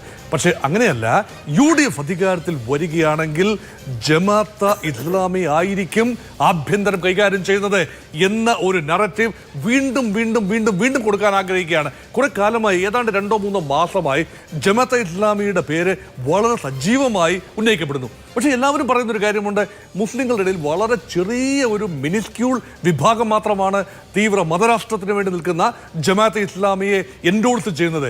കേരളത്തിൽ അങ്ങനെ അധികം പേരില്ല എന്നതാണ്. പിന്നെ എന്തുകൊണ്ട് ജമാഅത്തെ ഇസ്ലാമിയെ വലിയൊരു ബഹിമത്തായി ചൂണ്ടിക്കാട്ടിക്കൊണ്ട് ഒരു നറേറ്റീവ് കൊടുക്കുന്നു? അതിൻ്റെ കാരണമെന്ന് പറയുന്നത് ഇതാ, UDF അധികാരത്തിൽ വന്നാൽ മലബാർ മേഖലയിലെ മുസ്ലിങ്ങളുടെ വലിയൊരു പങ്ക് ആ ബാൻഡ് വാഗണിൽ എത്തിപ്പെടും. അങ്ങനെയെങ്കിൽ ഇവിടുത്തെ ഹൈന്ദവ ഭൂരിപക്ഷത്തിൻ്റെ അവസ്ഥ എന്താകും? This is targeting various Hindu segments, especially the Eezhava segment of the Hindu community. 26-27% Kerala ജനസംഖ്യയുള്ള ഏറ്റവും വലിയ ഒരു കമ്മ്യൂണിറ്റിയാണ് ഈഴവ കമ്മ്യൂണിറ്റി. ആ ഈഴവ കമ്മ്യൂണിറ്റിയുടെ പരമ്പരാഗതമായ ഒരു പിൻബലം ലഭിച്ചിരുന്നത് LDF-നാണ്. അവിടെ നിന്നും കാര്യമായ ഒരു ഒഴുക്ക് BJP-യിലേക്ക് പോയി. അത് തദ്ദേശ തെരഞ്ഞെടുപ്പിൽ ചെറിയ തോതിലേ കണ്ടുള്ളൂ എങ്കിലും ലോക്സഭാ തെരഞ്ഞെടുപ്പിൽ കാര്യമായി അത് കണ്ടു. പ്രത്യേകിച്ച് കൊല്ലം, ആലപ്പുഴ, തിരുവനന്തപുരം ജില്ലകളിൽ അത് വ്യാപകമാണ്. അവിടെയാണ് ഈഴവ സാന്നിധ്യം കൂടുതലുള്ളത്. ഇത് ഒന്ന് അറസ്റ്റ് ചെയ്യണമെങ്കിൽ സ്വാഭാവികമായി ചെയ്യാവുന്ന ഒരു കാര്യമാണ് ഇപ്പോൾ CPM-ന്റെ ഉന്നത നേതൃത്വം ചെയ്തിരിക്കുന്നത്. മുസ്ലിം വിഭാഗം എല്ലാ തസ്തികകളും കൊണ്ടുപോകും. UDF അധികാരത്തിൽ വരുന്നത് എന്ത് വില കൊടുത്തും ഒഴിവാക്കേണ്ടതുണ്ട് എന്ന ഒരു നറേറ്റീവ് നല്ല സ്ട്രാറ്റജിയാണ്. അത് കമ്മ്യൂണൽ പോളറൈസേഷൻ, അതായത് ധ്രുവീകരണത്തിൻ്റെ രാഷ്ട്രീയം എന്ന രീതിയിലൊന്നും ആ രീതിയിൽ മാത്രമല്ല ഇവിടെ പറയുന്നത്. ഒരു സ്ട്രാറ്റജിയാണ്, ഒരു നറേറ്റീവ് കൊടുക്കുകയാണ്. ഒരു അജണ്ട സെറ്റ് ചെയ്യാൻ കഴിയുന്നത് ശ്രീ അഭിലാഷ് എപ്പോഴും ഭരിക്കുന്ന പാർട്ടിക്കും ഗവൺമെന്റിനുമാണ് എപ്പോഴും പോൾ അജണ്ട സെറ്റ് ചെയ്യാൻ കഴിയുന്നത്. ആ രീതിയിൽ തന്നെയാണ് സെറ്റ് ചെയ്യുന്നത്. മൂന്നാമത്തെ ഒരു കാര്യം വളരെ പ്രോഗ്രസീവ് ഒരു റെട്ടറിക്കാണ്. നാളിതുവരെ LDF ചെയ്ത വികസന പ്രവർത്തനങ്ങൾ സംഘടനാ സംവിധാനത്തിൻ്റെ സഹായത്തോടു കൂടി നാട്ടുകാരിലേക്ക്, വോട്ടർമാരിലേക്ക് എത്തിക്കണം. അതോടൊപ്പം തന്നെ SIR പോലെയുള്ള കാര്യത്തിൽ തീർച്ചയായും ഇടതുപക്ഷത്തിൻ്റെ അവസാന വോട്ടും അവസാന പിന്തുണക്കാരനെയും തീർച്ചയായും എത്തിക്കാൻ തക്ക സംഘടനാ സംവിധാനം UDF-നേക്കാൾ മെച്ചപ്പെട്ട സംഘടനാ സംവിധാനം LDF-നുണ്ട് എന്നത് യാതൊരു തർക്കവുമില്ലാത്ത കാര്യമാണ്.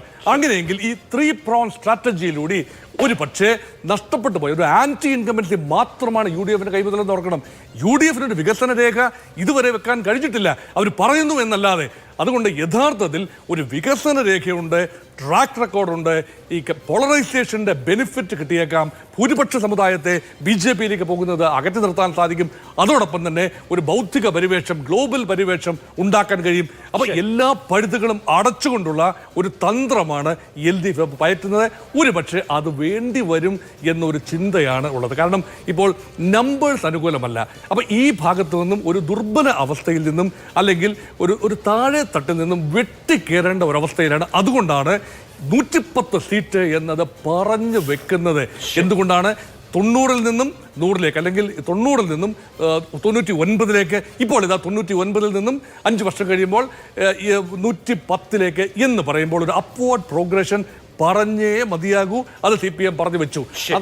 തീർച്ചയായും അതാണ് അതിലൊരു പ്രധാനപ്പെട്ട കാര്യം. ശ്രീ പത്മനാഭൻ, പല രാഷ്ട്രീയ പ്രസ്താവനകൾ നമ്മുടെ രാഷ്ട്രീയ ചരിത്രത്തിൽ തന്നെ അടയാളപ്പെടുത്തിയിട്ടുണ്ട്. ഇപ്പോൾ 2017-ലെ ഗുജറാത്ത് തെരഞ്ഞെടുപ്പിന്റെ സമയത്ത് അമിത്ഷാ പറഞ്ഞിട്ടുണ്ട് കോൺഗ്രസ് ജയിച്ചാൽ അഹമ്മദ് പട്ടേൽ മുഖ്യമന്ത്രിയാവുന്നു. തൊട്ട് മുമ്പത്തെ UP തെരഞ്ഞെടുപ്പിൽ ഇത് 80 വേഴ്സസ് 20 പോരാട്ടമാണെന്ന് യോഗി ആദിത്യനാഥ് പറഞ്ഞിട്ടുണ്ട്. ആ ഗണത്തിലൊക്കെ പെടുത്താവുന്നതാണോ UDF വന്നാൽ മാറാട് കലാപങ്ങൾ വീണ്ടും വീണ്ടും ഉണ്ടാകും, പല മാറാടുകൾ ഉണ്ടാകും എന്ന പരാമർശം? അങ്ങനെയാണെങ്കിൽ നിങ്ങൾക്ക് പറയാൻ ഇനി കാര്യങ്ങളില്ലാതെ ആവുമോ ഇതെല്ലാം LDF അങ്ങ് പറഞ്ഞാൽ? അല്ല, CPM ഇടതുപക്ഷം എന്തൊക്കെ പറഞ്ഞു, എന്തൊക്കെ ചെയ്തു. ഇപ്പം മലപ്പുറം ജില്ലയെ പറ്റി CPM പ്രതിനിധി പറഞ്ഞു. മലപ്പുറം ജില്ല ലീഗ് EMS സർക്കാരിന് നൽകിയ പിന്തുണയ്ക്ക് കൊടുത്ത സമ്മാനമല്ലേ, പകരം കൊടുത്ത സമ്മാനമല്ലേ. മലപ്പുറം ജില്ല കിട്ടിക്കഴിഞ്ഞപ്പോൾ ലീഗ് പോയി. പിന്നെ ഒരു കഷ്ണം ലീഗിനെ കൂടെ കിട്ടിയിരുന്നു, അഖിലേന്ത്യാ ലീഗിനെ. അത് ശരീഅത്ത് വിഷയം വന്നപ്പോൾ അതും പോയി. പിന്നെ ഇവർ മലപ്പുറത്തും മുസ്ലിം കേന്ദ്രങ്ങളിലും ലീഗ് ശക്തി കേന്ദ്രങ്ങളിലും കയറി കളിച്ചത് എപ്പോഴാണ്? 95-ലെ പഞ്ചായത്ത് തെരഞ്ഞെടുപ്പിൽ മലപ്പുറം മുനിസിപ്പാലിറ്റി ലീഗിൽ വിമതരുടെ സഹായത്തോടും ഇത്തരത്തിലുള്ള ചെറിയ ചെറിയ ജമാഅത്തെ ഇസ്ലാമി ഇവർ ഇങ്ങനെയുള്ള കുറേ കക്ഷികളുടെ സഹായത്തോടു കൂടി ഇവർ അധികാരത്തിൽ വന്നില്ലേ? എന്തൊക്കെ ഇവർ ഈ അഭ്യാസങ്ങൾ നടത്തി. CAA നിയമകാലത്ത് ഇവർ വിളിച്ച മുദ്രാവാക്യങ്ങൾ എന്തൊക്കെയാ? ഇന്ത്യയിലെ മുസ്ലിങ്ങളെ മുഴുവൻ പിടിച്ച് പുറത്താക്കുന്നല്ലേ പറഞ്ഞത് മാർക്സിസ്റ്റുകാർ. CAA നിയമം വന്നാൽ അത് നടപ്പിലാക്കിയിട്ട് ഇപ്പോൾ 3 കൊല്ലമായി. ആരെയാ പിടിച്ച് പുറത്താക്കി? ഈ എന്തൊക്കെ ചെയ്തു? അബ്ദുൽ നാസർ മദനീനെ പിണറായി വിജയനെ കോടിയേരി ബാലകൃഷ്ണനെ നടുക്കിയിരുത്തിയില്ലേ 2009 ലോക്സഭാ തെരഞ്ഞെടുപ്പ് സമയത്ത് കുറ്റിപ്പുറത്തെ പൊതുയോഗത്തിൽ? പിണറായി വിജയനെ കോടിയേരി ബാലകൃഷ്ണനെ നടുക്ക് മദനി കൈ പൊള്ളിയതല്ലേ? അവസാനം ഇപ്പോൾ ഈ അടുത്ത കാലത്ത് ആ പലസ്തീൻകാർ ധരിക്കുന്ന എന്താ കഫയോ അതും കെട്ടി. മാർക്സിസ്റ്റ് പാർട്ടിയുടെ പരിപാടിയിൽ CPMന്റെ പാർട്ടി സമ്മേളനത്തിന് കഫയൊക്കെ ധരിച്ചിട്ട് ഇങ്ങനെ ഒരുപാട് അഭ്യാസം കളിച്ചു. ഇവർ ലീഗിനെ കൂടാതെ മുസ്ലിം വോട്ട് സമാഹരിക്കാൻ ഒരുപാട് അഭ്യാസങ്ങൾ നടത്തി. ഇപ്പോൾ അവർക്ക് ബോധ്യപ്പെട്ടിരിക്കുന്നു ഇതൊന്നും ഇനി നടക്കാൻ പോകുന്നില്ല. കാരണം ലീഗിനും കോൺഗ്രസും അതിലും വലിയൊരു നറേറ്റീവ് സൃഷ്ടിച്ചിട്ട് ഇവരെ ആ സമൂഹത്തിനിടയിൽ ഒറ്റപ്പെടുത്തിയിരിക്കുകയാണ് എന്ന് ബോധ്യപ്പെട്ടപ്പോഴാണ് എന്നാൽ പിന്നെ ബാക്കിയുള്ള ആൾക്കാരെ പിടിക്കാൻ ഇത് പറയുന്നത്. മാറാട് പറയുന്നത് ഹിന്ദു വോട്ടിന് വേണ്ടി മാത്രമൊന്നല്ല, ക്രിസ്ത്യൻ വോട്ടിന് കൂടി വേണ്ടിയാണ് അത് പറയുന്നത്. ഇതൊക്കെ മാർക്സിസ്റ്റ് പാർട്ടിയുടെ ഓരോ അഭ്യാസങ്ങളാണ്. ഈ അഭ്യാസങ്ങളൊക്കെ കാലം മാറിയത് ഇവർക്ക് മനസ്സിലായിട്ടില്ല. അതിൻ്റെ ഒരു കുഴപ്പമാണ്. അതങ്ങ് മനസ്സിലാവും. 2026 വോട്ടുണ്ടെങ്കിൽ അത് മനസ്സിലാവും. ഒരു കാര്യം ഉറപ്പാണ്, കേരളത്തിൽ ഈ വർഗീയതയെ, ഈ ന്യൂനപക്ഷ വർഗീയതയെ എടുത്ത് അമ്മാനമാടിയത്, താലോലിച്ചത്, അവരവരുടെ രാഷ്ട്രീയ നേട്ടങ്ങൾക്ക് വേണ്ടി ഉപയോഗിച്ചത് 50-50 UDF 50, LDF 50 ആരും മോശക്കാരല്ല. ഈ കഴിഞ്ഞ 2025 തെരഞ്ഞെടുപ്പ്, തദ്ദേശ സ്വയംഭരണ സ്ഥാപന തെരഞ്ഞെടുപ്പ് വരെ കേരളത്തിൽ പേരെടുത്ത് പറയാം, മുക്കം മുനിസിപ്പാലിറ്റി, കോട്ടാങ്ങൽ പഞ്ചായത്ത് ഉൾപ്പെടെയുള്ള സ്ഥലങ്ങളിൽ വെൽഫെയർ പാർട്ടിൻ്റെ SDP-ൻ്റെയും പിന്തുണയോടുകൂടി ഇടതുപക്ഷം അവിടെയൊക്കെ ആ തദ്ദേശ സ്വയംഭരണ സ്ഥാപനങ്ങളിൽ ഭരണത്തിലുണ്ടായിട്ടുണ്ട്. ഇതൊക്കെ എല്ലാവർക്കും അറിയാവുന്ന കാര്യമാണ്. ആവശ്യത്തിന് ഉപയോഗിച്ചതാണ് ഇവർ രണ്ടുപേരും ഈ ന്യൂനപക്ഷ വർഗീയതയെ, പ്രത്യേകിച്ച് ഈ മുസ്ലിം വർഗീയതയെ. ഇപ്പോൾ LDFന് തോന്നിയിരിക്കുന്നു ഇത് മുഴുവൻ അങ്ങോട്ട് പോയിരിക്കുകയാണെന്ന്. കാരണം സതീശൻ സർട്ടിഫിക്കറ്റ് കൊടുത്തല്ലോ, ജമാഅത്തെ ഇസ്ലാമി വർഗീയ പാർട്ടിയൊന്നല്ല എന്ന്. ലോകം മുഴുവൻ ഇസ്ലാമികവൽക്കരിക്കാൻ ഇറങ്ങി പുറപ്പെട്ട കമ്പനിയാണിത്. അതാണ് അവരുടെ സിദ്ധാന്തം. മൗദൂദിയുടെ സിദ്ധാന്തം അതാണ്. ഇന്ത്യയിൽ ഇപ്പം അത് പറഞ്ഞാൽ കുഴപ്പമാവുകൊണ്ട് ഇപ്പം തൽക്കാലം പറയേണ്ടെന്നാണ് പറയുന്നത്. ബംഗ്ലാദേശിൽ ഇപ്പോൾ അവർ നല്ല അന്തസ്സായി പറയുന്നുണ്ട് ഹിന്ദുക്കളെ കൊല്ലുകയും ചെയ്യുന്നുണ്ട്. അമുസ്ലിങ്ങൾ, ഹിന്ദുക്കളെ മാത്രമല്ല അമുസ്ലിങ്ങളെ കൊല്ലുകയും ചെയ്യുന്നുണ്ട്, ആട്ടി ഓടിക്കുകയും ചെയ്യുന്നുണ്ട്. അപ്പോൾ ഈ ജമാഅത്തെ ഇസ്ലാമിയെ എല്ലാവരും ഉപയോഗിച്ചിട്ട്, 2 കൂട്ടർ ഉപയോഗിച്ചിട്ടുണ്ട്. ഇപ്പം അത് മൊത്തം ഞങ്ങളെ കയ്യിൽ നിന്ന് പോയി എന്ന് കണ്ടപ്പോൾ LDF ഹിന്ദു വോട്ടും ക്രിസ്ത്യൻ വോട്ടും സമാഹരിക്കാനുള്ള അഭ്യാസം കളിക്കുകയാണ്. ഞങ്ങൾക്ക് പറയാനുണ്ട് ഇതൊന്നല്ല കേരളം ചർച്ച ചെയ്യേണ്ടത്. കേരളത്തിലെ ചെറുപ്പക്കാർക്ക് ഇന്ന് വിദ്യാഭ്യാസം നേടാൻ അന്യ സംസ്ഥാനത്തും അന്യ രാജ്യത്തും പോകുന്ന അന്തരീക്ഷം എങ്ങനെ ഉണ്ടായി? തൊഴിൽ തേടി അന്യ സംസ്ഥാനത്തും അന്യ രാജ്യത്തും പോകേണ്ട അന്തരീക്ഷം എങ്ങനെ ഉണ്ടായി? ഇപ്പൊ ഇന്ന് റെജി ലൂക്കോസ് പറഞ്ഞത് ഇങ്ങനെ പോയാൽ കേരളം ഒരു വൃദ്ധസദനമാവുന്നതാണ്. ഒരു പച്ച പരമാർത്ഥമാണിത്. ഇതെങ്ങനെ സംഭവിക്കാതിരിക്കണം?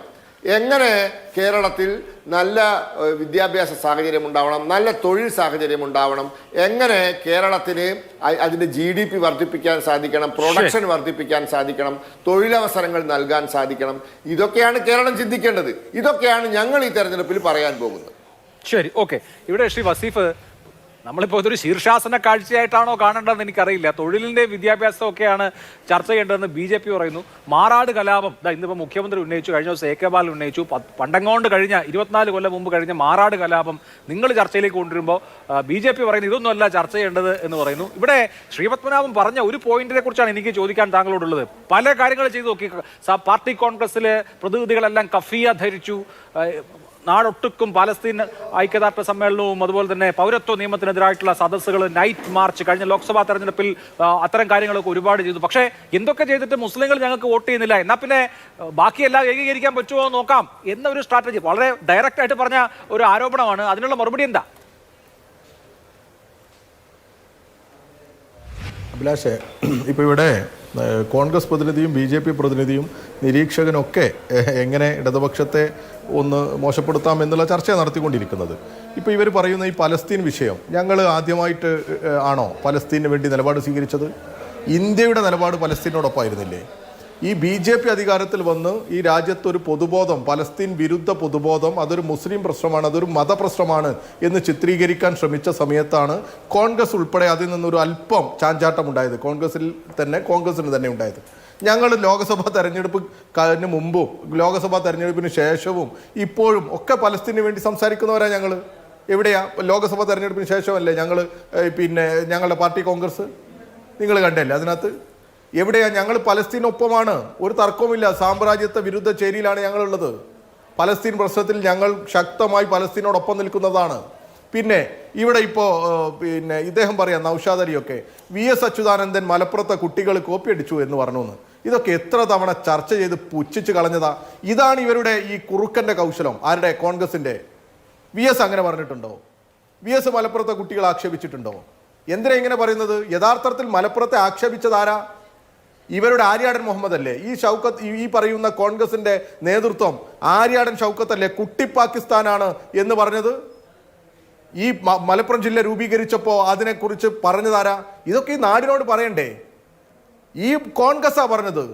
AK ആന്റണി മുസ്ലിം ലീഗിനോട് അഭിപ്രായ വ്യത്യാസമുണ്ടായി അവസാനം ആ ഇറങ്ങിപ്പോകുന്ന തിരുവനന്തപുരത്ത് നിന്ന് വിമാനം കയറി ഡൽഹിയിലേക്ക് പോകുന്ന ഒരു വല്ലാത്ത കാഴ്ച കേരളം കണ്ടതല്ലേ? മുസ്ലിം ലീഗിനെ വിമർശിച്ചതിന് അധികാരം നഷ്ടപ്പെട്ടു AK ആന്റണിക്ക്. ഇതാ കോൺഗ്രസ്. ആ കോൺഗ്രസ് തരാതരം അവർക്കിഷ്ടമുള്ളത് പറയാം. ഞങ്ങൾ പറഞ്ഞാൽ ഞങ്ങളെ എന്തോ സംഖ്യയാക്കുക. കാരണം അവരുടെ കൂടെ ആരുണ്ട്? ജമാഅത്തെ ഇസ്ലാമി ഉണ്ട്. ഇപ്പോൾ വെള്ളാപ്പള്ളിയുടെ കാര്യം പറഞ്ഞല്ലോ. വി ലിജു ഇവരുടെ സമുന്നതനായ നേതാവല്ലേ, സ്റ്റേജിലുണ്ടായിരുന്നില്ലേ? ഒന്ന് പറഞ്ഞുകൂടായിരുന്നോ? എന്തേ പറയാതിരുന്നത്? IB ഈഡൻ എന്തേ പറയാത്തത്? ഇവരൊരു പത്രസമ്മേളനം വിളിച്ച്, അല്ലെങ്കിൽ ഇങ്ങനെ ഇത്രയും വലിയ വർഗീയവാദിയാണ് വെള്ളാപ്പള്ളി നടേശൻ എങ്കിൽ ആ വെള്ളാപ്പള്ളി നടേശനെതിരെ ഒരു ക്യാമ്പയിൻ എടുക്ക്. ഇവരുടെ യൂത്ത് കോൺഗ്രസും ഇവരുടെ കോൺഗ്രസും ഒക്കെ എടുക്കട്ടെ. തിരുവനന്തപുരത്തുനിന്ന് ഒരു ജാഥ നടത്തി ഇങ്ങോട്ട് വരട്ടെ. യൂത്ത് കോൺഗ്രസ് നേതാവ് പറഞ്ഞല്ലോ വെള്ളാപ്പള്ളി നടേശൻ കരിയോയിൽ ഒഴിക്കുമെന്നൊക്കെ. വരില്ല ഇവർ. ആ പറഞ്ഞ നേതാവിൽ അവിടെ അവസാനിച്ചു. മലപ്പുറത്തെ ഒരു നേതാവ് മാത്രമേ പറഞ്ഞുള്ളൂ, വേറെ ആരും പറഞ്ഞില്ല. അവരുടെ സംസ്ഥാന പ്രസിഡന്റിന് എന്തേ വായിൽ എന്തേലും ഉണ്ടോ യൂത്ത് കോൺഗ്രസിന്റെ? പറയണ്ടേ? പറയില്ല. ഇവരുടെ KPCC പ്രസിഡന്റും സുധാകരനും KC വേണുഗോപാലും ഒക്കെ ഒറ്റക്കെട്ടായി പറയട്ടെ അത്ര അപകടമാണ് ഈ വെള്ളാപ്പള്ളി നടേശനെങ്കിൽ ഇവർ പറയട്ടെ എന്ന്, ആർജവം കാണിക്കട്ടെ. അവർ കാണിക്കില്ല. അവരുടെ നേതാക്കന്മാരൊക്കെ തരാതരം ഇതെല്ലാം പ്രീണിപ്പിച്ച് കൊണ്ടുപോകാം എന്നുള്ള നിലപാടാണ് സ്വീകരിക്കുന്നത്. പിന്നെ ജമാഅത്തെ ഇസ്ലാമിയെ, ഇത്ര ചെറിയ പാർട്ടിയാണ് ജമാഅത്തെ ഇസ്ലാമി, ഒട്ടും സ്വാധീനമില്ല. ശരി, എന്നാൽ പിന്നെ എന്തിനാണ് ഈ ജമാഅത്തെ ഇസ്ലാമിയെ ക്ലീൻ ചിറ്റ് കൊടുത്ത് ഇവർ തലയിൽ കയറ്റി വെക്കുന്നത്? ഈ അപകടമുള്ള ജമാഅത്തെ ഇസ്ലാമിയെ ഇവരുടെ തന്നെ മുസ്ലിം ലീഗിന്റെയും കോൺഗ്രസിന്റെയും ഒക്കെ നേതാക്കന്മാർ പലതവണ പറഞ്ഞ തീവ്രവാദികളെന്നും IS ആണെന്നും പറഞ്ഞ ഇവരെ എന്തിനാ പിന്നെ ഇവർ വോട്ടില്ലെങ്കിൽ, അവർക്ക് സ്വാധീനമില്ലെങ്കിൽ കൂടെ കൂട്ടുന്നത്? എന്തിനാ കൂട്ടുന്നത്? അപ്പൊ ഇവരെ സംബന്ധിച്ചിടത്തോളം ഇവർക്ക് എന്തും ആവാം, എന്തും പറയാം. പിന്നെ ഒരു മടിയുമില്ലാതെ ഇവർ പറയുന്നത് എന്താ? സംഘപരിവാരമാണ് ഈ കേരളത്തിലെ പോലീസിന്, അല്ലെങ്കിൽ സംഘപരിവാരത്തോട് ചേർന്നുകൊണ്ടാണ് കേരളത്തിൽ ഇടതുപക്ഷം ഭരണം നടത്തുന്നത് എന്ന്. മറ്റത്തൂർ നമ്മൾ കണ്ടില്ലേ? ഇനിയും ഇവിടെ ഇരുട്ടിനെ അങ്ങ് പകലാക്കി മാറ്റുകയാണോ ഇവര്? ഇപ്പോ പകലാണ് എന്ന് പറയാം, രാത്രി വന്നിട്ട് പകലാണ് എന്ന് പറഞ്ഞാൽ അത് വിശ്വസിക്കണമെന്നാണോ പറയുന്നത്? മറ്റത്തൂര്, കുമരകം, ഇവിടെ വയനാട്ടിൽ ഒക്കെ എന്താ സംഭവിച്ചത്? ഭരണം കിട്ടാൻ വേണ്ടി BJPയും ഈ പറയുന്ന കോൺഗ്രസും ഒരുമിച്ച് ചേരിയല്ലേ? 1-2 പേരല്ല, കൂട്ടത്തോടെ ചേരുക. എന്നിട്ട് ഇവരെന്ത് നടപടി സ്വീകരിച്ചു? അയോഗ്യയാക്കിയോ? ഒന്നുമില്ലല്ലോ. ജയിച്ചു കഴിഞ്ഞ പ്രസിഡന്റ് കോൺഗ്രസ് പതാകയും ഏന്തിയിട്ടാണ് DCC സെക്രട്ടറിയുടെ കൂടെ പ്രകടനം നടത്തിയത്. ഞാൻ പോയതാ മറ്റത്തൂര് പ്രതിഷേധത്തിന്. ഞങ്ങൾ ഇവിടെ പറയുന്നത് എന്താ? ഇന്നും പറഞ്ഞു, ഇവിടെ ഉമ്മൻചാണ്ടിയുടെ ഭരണകാലത്ത് സ്കൂളുകൾ അടച്ചുപൂട്ടാൻ തീരുമാനിച്ചു. ഇവരുടെ അബ്ദുൾ റബ്ബ് മുസ്ലിം ലീഗ് വിദ്യാഭ്യാസ മന്ത്രി ആയിരുന്ന സമയത്ത് പാഠപുസ്തകം കൊടുക്കാനിട്ട് ഫോട്ടോസ്റ്റാറ്റ് എടുത്ത് പാഠപുസ്തകം വിതരണം ചെയ്തിരുന്നു ഞങ്ങൾ. അന്ന് മാധ്യമങ്ങൾ ഓണപരീക്ഷയായിട്ടും എന്തേ പാഠപുസ്തകം കൊടുക്കാത്തത് എന്ന് ചോദിച്ചപ്പോ ഓണം നേരത്തെ വന്നതിന് ഞാൻ എന്ത് കാട്ടാനാന്നാ ചോദിച്ചിരുന്നത്. ഓർമ്മയില്ലേ നിങ്ങൾക്ക്? അതായിരുന്നു അന്നത്തെ വിദ്യാഭ്യാസ വകുപ്പ്. ഇവിടുത്തെ റോഡുകളുടെ അവസ്ഥ എന്തായിരുന്നു? ഇവിടുത്തെ പാലങ്ങളുടെ അവസ്ഥ എന്തായിരുന്നു? പിന്നെ ഇപ്പൊ BJPയുടെ നേതാവ് പറയുന്നുണ്ട്, വലിയ വായിൽ വർത്താനം പറയാ, ഈ മണിപ്പൂരിൽ നിന്ന് 60,000 മനുഷ്യരാണ് ഇവരുടെ ഭരണത്തിന്റെ ഇവരുടെ ഇടപെടലിന്റെ ഒക്കെ കാരണം കൊണ്ട്, സംഘർഷം കൊണ്ട് ജീവിക്കാൻ പറ്റാത്തതിന്റെ പേരിൽ 60,000 പേരാ പലായനം ചെയ്തത്. ജീവിക്കാൻ പറ്റാത്തത് കൊണ്ട് നമ്മുടെ രാജ്യം ഹാപ്പിനെസ് ഇൻഡെക്സിൽ നമ്മുടെ രാജ്യത്തിന്റെ സ്ഥാനം എവിടേക്കാ പോകുന്നത്? പറയണ്ടേ ഇവര് ലോക ഭൂപടത്തെ കുറിച്ച് പറയുന്നവരാണല്ലോ. ലോകത്ത് മനുഷ്യന് സന്തോഷത്തോടു കൂടി ജീവിക്കാൻ പറ്റാത്ത ഇടമായി നമ്മുടെ രാജ്യത്തെ ഈ കുറെ കാലമായി ചർച്ച ചെയ്തുകൊണ്ടിരിക്കുന്ന വിഷയമാണല്ലോ. ശരി ശരി ഓക്കെ. ശരി, പെട്രോളിന് 50 രൂപ തരും എന്ന് പറഞ്ഞതാ BJP. എന്നിട്ട് BJP ഇവിടെ സംസാരിക്കുന്നത്. ശരി ഓക്കെ ഓക്കെ. ശ്രീ നൗഷാദ് അലി, ഇവിടെ ഒരു പ്രധാനപ്പെട്ട വിഷയം ആര് എവിടെ കൊത്തുന്നു എന്നുള്ളതാണ്. ഇപ്പം കഴിഞ്ഞ ദിവസങ്ങളിലൊക്കെ കേരളം ചർച്ച ചെയ്തുകൊണ്ടിരിക്കുന്നത് ജമാഅത്തെ ഇസ്ലാമി, മാറാട്, BJPയെ ആരകറ്റി നിർത്തുന്നു, ഇങ്ങനെയൊക്കെയുള്ള രാഷ്ട്രീയ സാമുദായിക വിഷയങ്ങളാണ്. വെള്ളാപ്പള്ളി നടേശനെ എൻഡോസ് ചെയ്യുന്നത് ആര്, വെള്ളാപ്പള്ളി നടേശൻ പറയുന്നത് എന്ത്, ഇങ്ങനെയൊക്കെയുള്ള കാര്യങ്ങൾ. നോക്കൂ, ഒരു 10 വർഷം ഭരിച്ച മുഖ്യമന്ത്രി അടുത്ത തെരഞ്ഞെടുപ്പിനെ നേരിടുകയാണ്. കേരളം ആന്റി ഇൻകംബൻസിയുടെ ഒരു ഹോമാണ്. വളരെ ശക്തമായ ഭരണവിരുദ്ധ വികാരം ഉള്ള ഒരു സംസ്ഥാനമാണ് പരമ്പരാഗതമായി കേരളം. അപ്പോൾ ഭരണവുമായി ബന്ധപ്പെട്ട, ജനങ്ങളുടെ ജീവൽ പ്രശ്നങ്ങളുമായി ബന്ധപ്പെട്ട, ജനങ്ങളുടെ ജീവിത നിലവാരവുമായി ബന്ധപ്പെട്ട, സർക്കാരിന്റെ പ്രവർത്തനവുമായി ബന്ധപ്പെട്ട ചർച്ചകൾ നടക്കേണ്ടയിടത്ത് സാമുദായിക വിഷയങ്ങൾ ചർച്ച ചെയ്താൽ ആർക്കാണ് ഗുണം, ആർക്കാണ് നേട്ടം? കോൺഗ്രസ് ആ കുടുക്കിൽ പോയി വീഴേണ്ട കാര്യമുണ്ടോ? അല്ല, ഞങ്ങളെ സംബന്ധിച്ചിടത്തോളം അഭിലാഷ്, ഈ പറഞ്ഞ വർഗീയ വിഷയങ്ങളും ആ കാർഡും ഒക്കെ ഇവരെ എടുത്തിട്ടാലും അതിൻ്റെ നേട്ടം ഞങ്ങൾക്കേ കിട്ടുള്ളൂ. ഇവിടെ ഇപ്പോൾ ഈ വസീഫയും മറ്റത്തൂരും ഇങ്ങനെ ശൂന്യതയെന്ന് പറയുന്നുണ്ടല്ലോ. ഇന്നേ ദിവസം റജി ലൂക്കോസ് പോകുന്നു, അട്ടപ്പാടി ഏരിയ സെക്രട്ടറി BJPയിലേക്ക് പോകുന്നു. ഇന്നത്തെ ദിവസമെങ്കിലും ഒരു വിനയമൊക്കെ കാണിക്കണം സുഹൃത്തെ. നിങ്ങൾ ഇന്നും ഈ ഇല്ലാത്ത മറ്റത്തൂരെന്നൊക്കെ പറയുന്ന നിങ്ങളുടെയൊക്കെ ഒരു ഉളുപ്പില്ലായ്മ ഓർത്ത് എനിക്ക് വലിയ അത്ഭുതം തോന്നുകയാണ്. പിന്നെ അഭിലാഷ, ഇവിടെ എല്ലായ്പ്പോഴും തെറ്റിദ്ധരിപ്പിക്കുന്ന ഒരു വിഷയമുണ്ടല്ലോ, ഈ ജമാഅത്തെ ഇസ്ലാമി. നിങ്ങൾ അതിൻ്റെ ഒരു സീക്വൻസ് എന്നെടുത്ത് പരിശോധിച്ചാൽ ഈ ജമാഅത്തെ ഇസ്ലാമി രാഷ്ട്രീയത്തിൽ ഇടപെടാത്ത, വോട്ട് ചെയ്യാത്തൊരു പാർട്ടിയായിരുന്നു, അല്ലെങ്കിൽ ഒരു സംഘടനയായിരുന്നു. 1975 ഇന്ദിരാഗാന്ധി അവരെ നിരോധിച്ചു. 1977 അവർ ആദ്യമായിട്ട് തെരഞ്ഞെടുപ്പ് പ്രക്രിയയിൽ ഇടപെട്ട് തുടങ്ങിയത്. കോൺഗ്രസിനെ തോൽപ്പിക്കുക എന്നുള്ളതായിരുന്നു അവരുടെ മുഖ്യ അജണ്ട. അന്നത്തെ തെരഞ്ഞെടുപ്പിൽ അവർ വോട്ട് ചെയ്തത് ജനസംഘം ലയിച്ചു ചേർന്ന ജനതാ പാർട്ടിക്കും CPM-നുമായിരുന്നു. ഈ രണ്ടും ചേർന്ന സഖ്യത്തിനായിരുന്നു. ഇവിടെയുള്ള ശ്രീപത്മനാഭന്റെ പാർട്ടിക്കാരും ഈ പറഞ്ഞ CPM-കാരും അതിൻ്റെ ഗുണഭോക്താക്കളാണ്. ഇവരുടെ കന്നി വോട്ടിൻ്റെ ഗുണഭോക്താക്കൾ. അന്ന് തൊട്ട് ഇങ്ങോട്ട് ഈ ജമാഅത്തെ ഇസ്ലാമി, ISS, മഅ്ദനി, അത് കഴിഞ്ഞ് PDP, MDP, ഇങ്ങനെ മുസ്ലിം പരിസരത്ത് നിന്ന് ഉയർന്നു വരുന്ന എല്ലാ കല്ല്, കരട്, കാഞ്ഞിരക്കുറ്റി മുതൽ മുള്ളുമുരിക്ക്, മൂർക്കം പാമ്പ് വരെയുള്ള ആളുകളെ ചേർത്ത് പിടിച്ച് ലീഗിനെ എങ്ങനെ ദുർബലപ്പെടുത്താമെന്ന് കാലങ്ങളോളം ഗവേഷണം നടത്തി മുന്നോട്ട് പോയിട്ടുള്ളൊരു പാർട്ടിയാണ് ഇവര്. 2014 തെരഞ്ഞെടുപ്പിന് ശേഷമാണ് ജമാഅത്തെ ഇസ്ലാമിയുടെ നിലപാട് മാറ്റത്തിലേക്ക് വന്നത്. അപ്പോഴേക്കും ഇവർക്ക് ജമാഅത്തെ ഇസ്ലാമി വർജ്യവസ്തുവായി, വെൽഫെയർ പാർട്ടി തൊട്ടുകൂടാത്തതായി. ഇതൊക്കെ കാണുന്ന ജനങ്ങൾ ഇത് വിലയിരുത്തുന്നുണ്ട് എന്ന സാമാന്യ ബോധം പോലും ഇല്ലാതെ ഇവരിങ്ങനെ പറയുകയാണ്. ഞാനിപ്പോൾ ഒരുപാട് ആവർത്തിച്ചതുകൊണ്ട് ഈ ദേശാഭിമാനിയുടെ മുഖപ്രസംഗവും പിണറായി വിജയന്റെ പല പത്രസമ്മേളനമൊന്നും ഞാനിവിടെ ആവർത്തന വിരസത ഉണ്ടാക്കുമെന്നുള്ളത് കൊണ്ട് ഉദ്ധരിക്കുന്നില്ല. ഇവിടെ ജമാഅത്തെ ഇസ്ലാമിയുടെ കൂടെ ഉണ്ടും ഉറങ്ങിയും കഴിഞ്ഞ ആളുകൾ അവർ തെറ്റിപ്പിരിഞ്ഞു പോയപ്പോൾ പെട്ടെന്ന് അവരെ തീവ്രവാദികളാക്കി ചാപ്പകുത്തി മുന്നോട്ട് വരുമ്പോൾ എത്രമാത്രം അന്തസ്സാര ശൂന്യരാണ് ഈ CPM എന്ന് കേരളത്തിലെ ജനങ്ങൾ വിലയിരുത്തുന്നുണ്ട്. പിന്നെ ഇവർ മാറാട് കലാപത്തെ പറ്റിയും ആളുകൾ മരിച്ചു വീണതിനെ പറ്റിയൊക്കെ പറയുമ്പോൾ 2 കൊല്ലമാണ് 57 തൊട്ട് 59 വരെ EMS മരിച്ചത്. 1036 ആളാണ് പോലീസിന്റെ വെടിയേറ്റ് ഈ നാട്ടിൽ മരിച്ചു വീണത് 2 കൊല്ലം കൊണ്ട്. എത്രയോ പേര് അല്ലാതെ മരിച്ചു പോയിട്ടുണ്ട്. അന്നത്തെ കാലത്ത് ഈ ബംഗാൾ മോഡൽ മരണങ്ങളൊക്കെ അന്ന് ഈ കേരളത്തിൽ ഒരുപാട് നടന്നിട്ടുണ്ട്. അതുകൊണ്ടല്ലേ എല്ലാ മനുഷ്യരും ചേർന്ന് വിമോചന സമരം നടത്തിയത്. അപ്പോൾ ഇത്തരത്തിലൊക്കെയുള്ള പശ്ചാത്തലമുള്ള ഈ ആളുകളൊക്കെ ഇന്ന് ഇങ്ങനെയൊക്കെ വന്ന് പറയുന്നത് കാണുമ്പോൾ ചരിത്രം അവരെ തിരിഞ്ഞു നോക്കി കൊഞ്ഞനം കുത്തുകയാണ് എന്ന് അവരറിയാതെ പോവുകയാണ്. എനിക്ക് CPM-മാരോട് പറയാനുള്ളത്, നിങ്ങൾ തെരഞ്ഞെടുപ്പ് വിജയത്തിന് വേണ്ടി വർഗീയതയെ ഇങ്ങനെ പുണരരുത്. നിങ്ങളിവിടെ പിന്നെ എത്രയോ നേതാക്കളുടെ പേര്, എത്രയോ പാർട്ടികളുടെ പേരൊക്കെ പറഞ്ഞിട്ട് നിയമസഭാ തെരഞ്ഞെടുപ്പിൽ വർഗീയത ഉണ്ടാക്കിയ ആളുകളാണ്. ഈ കോടിയേരി ബാലകൃഷ്ണന്റെ പ്രസ്താവനകൾ നമ്മുടെ മുമ്പിലുണ്ട്. പിന്നെ ഈ പറഞ്ഞ കുഞ്ഞുമാണിയും കുഞ്ഞുഞ്ഞും കുഞ്ഞാലിക്കുട്ടിയും, അത് കഴിഞ്ഞിട്ട് ഹസനും അമീറും കുഞ്ഞാലിക്കുട്ടിയും, ഇങ്ങനെയൊക്കെയുള്ള നരേറ്റീവുകൾ 2016-ലും 2021-ലും വിജയം നേടിക്കൊടുത്തു എന്ന ഊറ്റത്തിൽ നിന്നാണ് ഇന്ന് വീണ്ടും മാറാടുമായിട്ട് പിണറായി വിജയൻ വിജയിക്കുമോ? 2011 നിയമസഭാ തെരഞ്ഞെടുപ്പിലാണ് കുഞ്ഞുമാണി കുഞ്ഞാലിക്കുട്ടി പരാമർശം VS അച്യുതാനന്ദനിൽ നിന്നുണ്ടായത്. കഴിഞ്ഞ തെരഞ്ഞെടുപ്പിലാണ് ഹസൻ കുഞ്ഞാലിക്കുട്ടി അമീർ ഉണ്ടായത്. എന്തായിരിക്കും ഈ തവണത്തെ നറേറ്റീവ്, ഇത്തവണത്തെ ആ ക്യാച്ച്?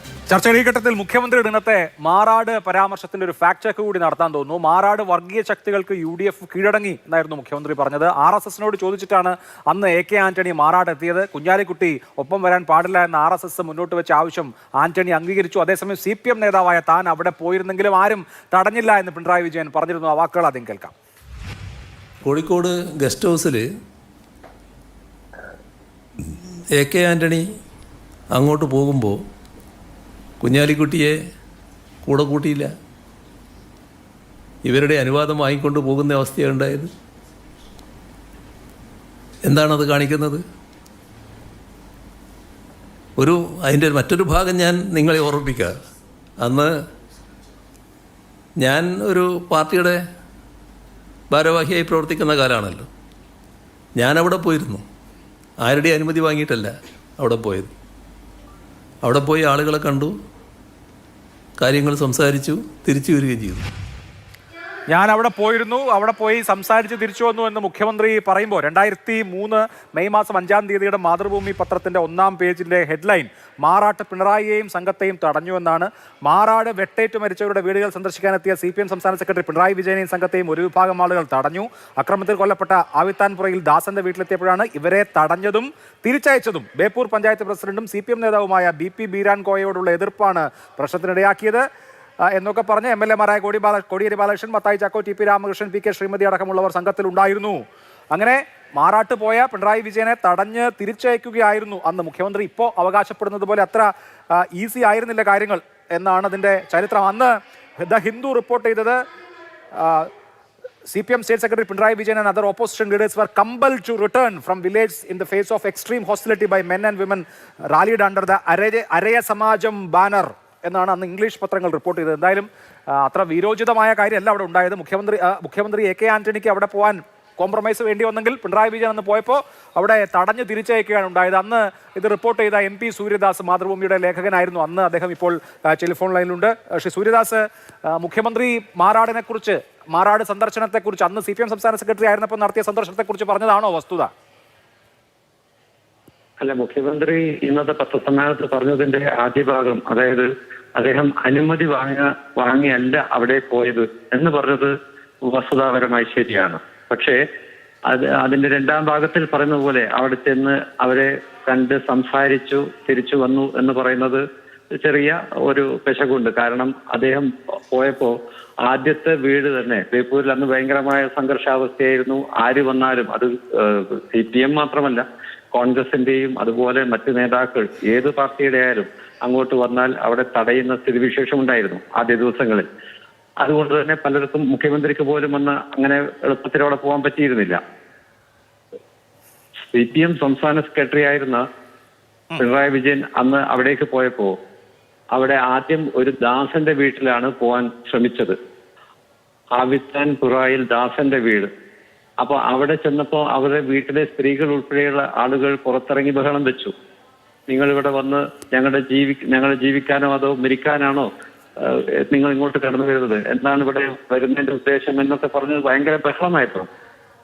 അപ്പം അതിനവർ കാരണമായി പറഞ്ഞത് അവിടുത്തെ ബേപ്പൂർ പഞ്ചായത്ത് പ്രസിഡന്റും CPM നേതാവുമായിരുന്ന PP ബീരാൻ കോയ, അദ്ദേഹം അന്ന് ഈ സംഘത്തോടൊപ്പം ഉണ്ടായിരുന്നു.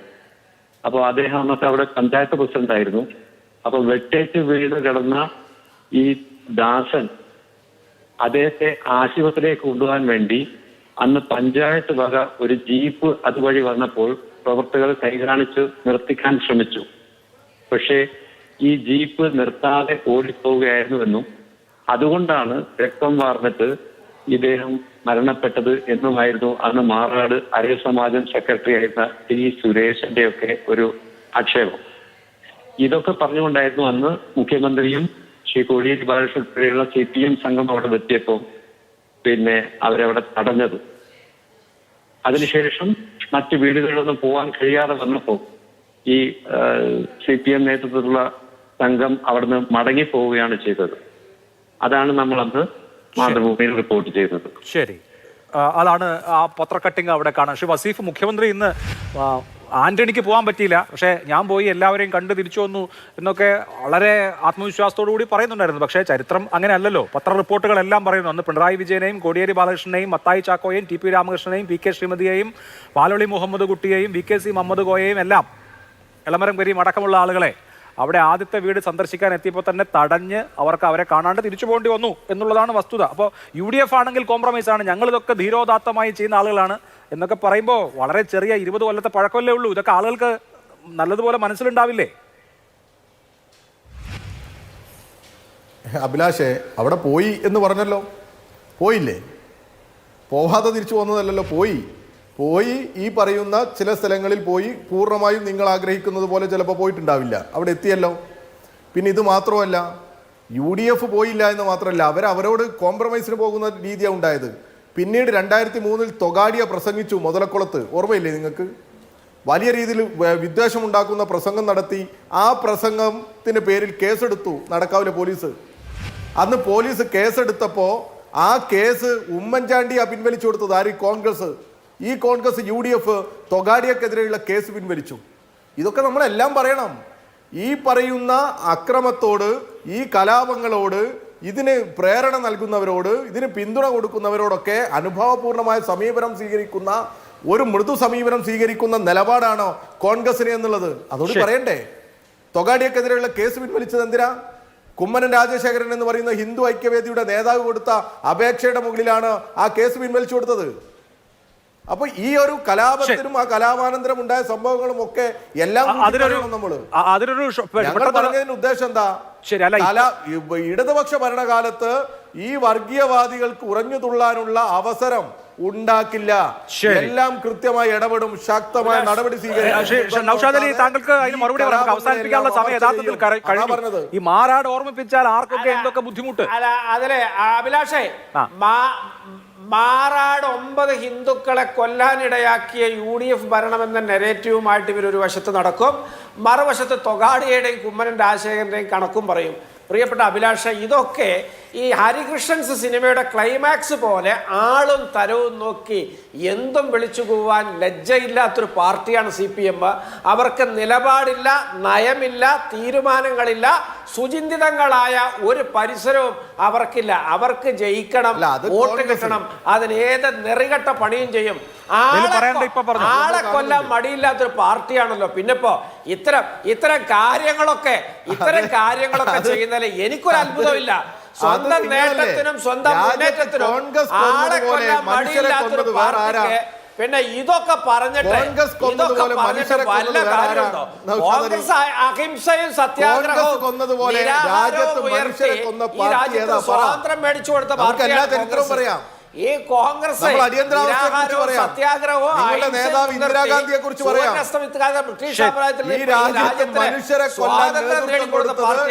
ആലോചിച്ചുറപ്പിച്ച് കമ്മിറ്റി ചേർന്ന് ഭരണ സംവിധാനത്തെ ഉപയോഗിച്ച് മനുഷ്യരെ കൊല്ലാൻ ശരി. ഓക്കെ. തെരഞ്ഞെടുപ്പ് കാലമാണ്, സ്വാഭാവികമായും വാക്കുകൾക്ക് മൂർച്ച ഉണ്ടാകും, തീ ഉണ്ടാകും, അങ്ങനെ പ്രശ്ന കലുഷിതമാകും, അല്ലെങ്കിൽ വാക്കുകൾ കൊണ്ട് മുഖരിതമാകും വരുന്ന ആളുകളും. വളരെ നന്ദി 4 പേർക്കും. സൂപ്പർ പ്രൈം ടൈം അവസാനിച്ചു. നമസ്കാരം.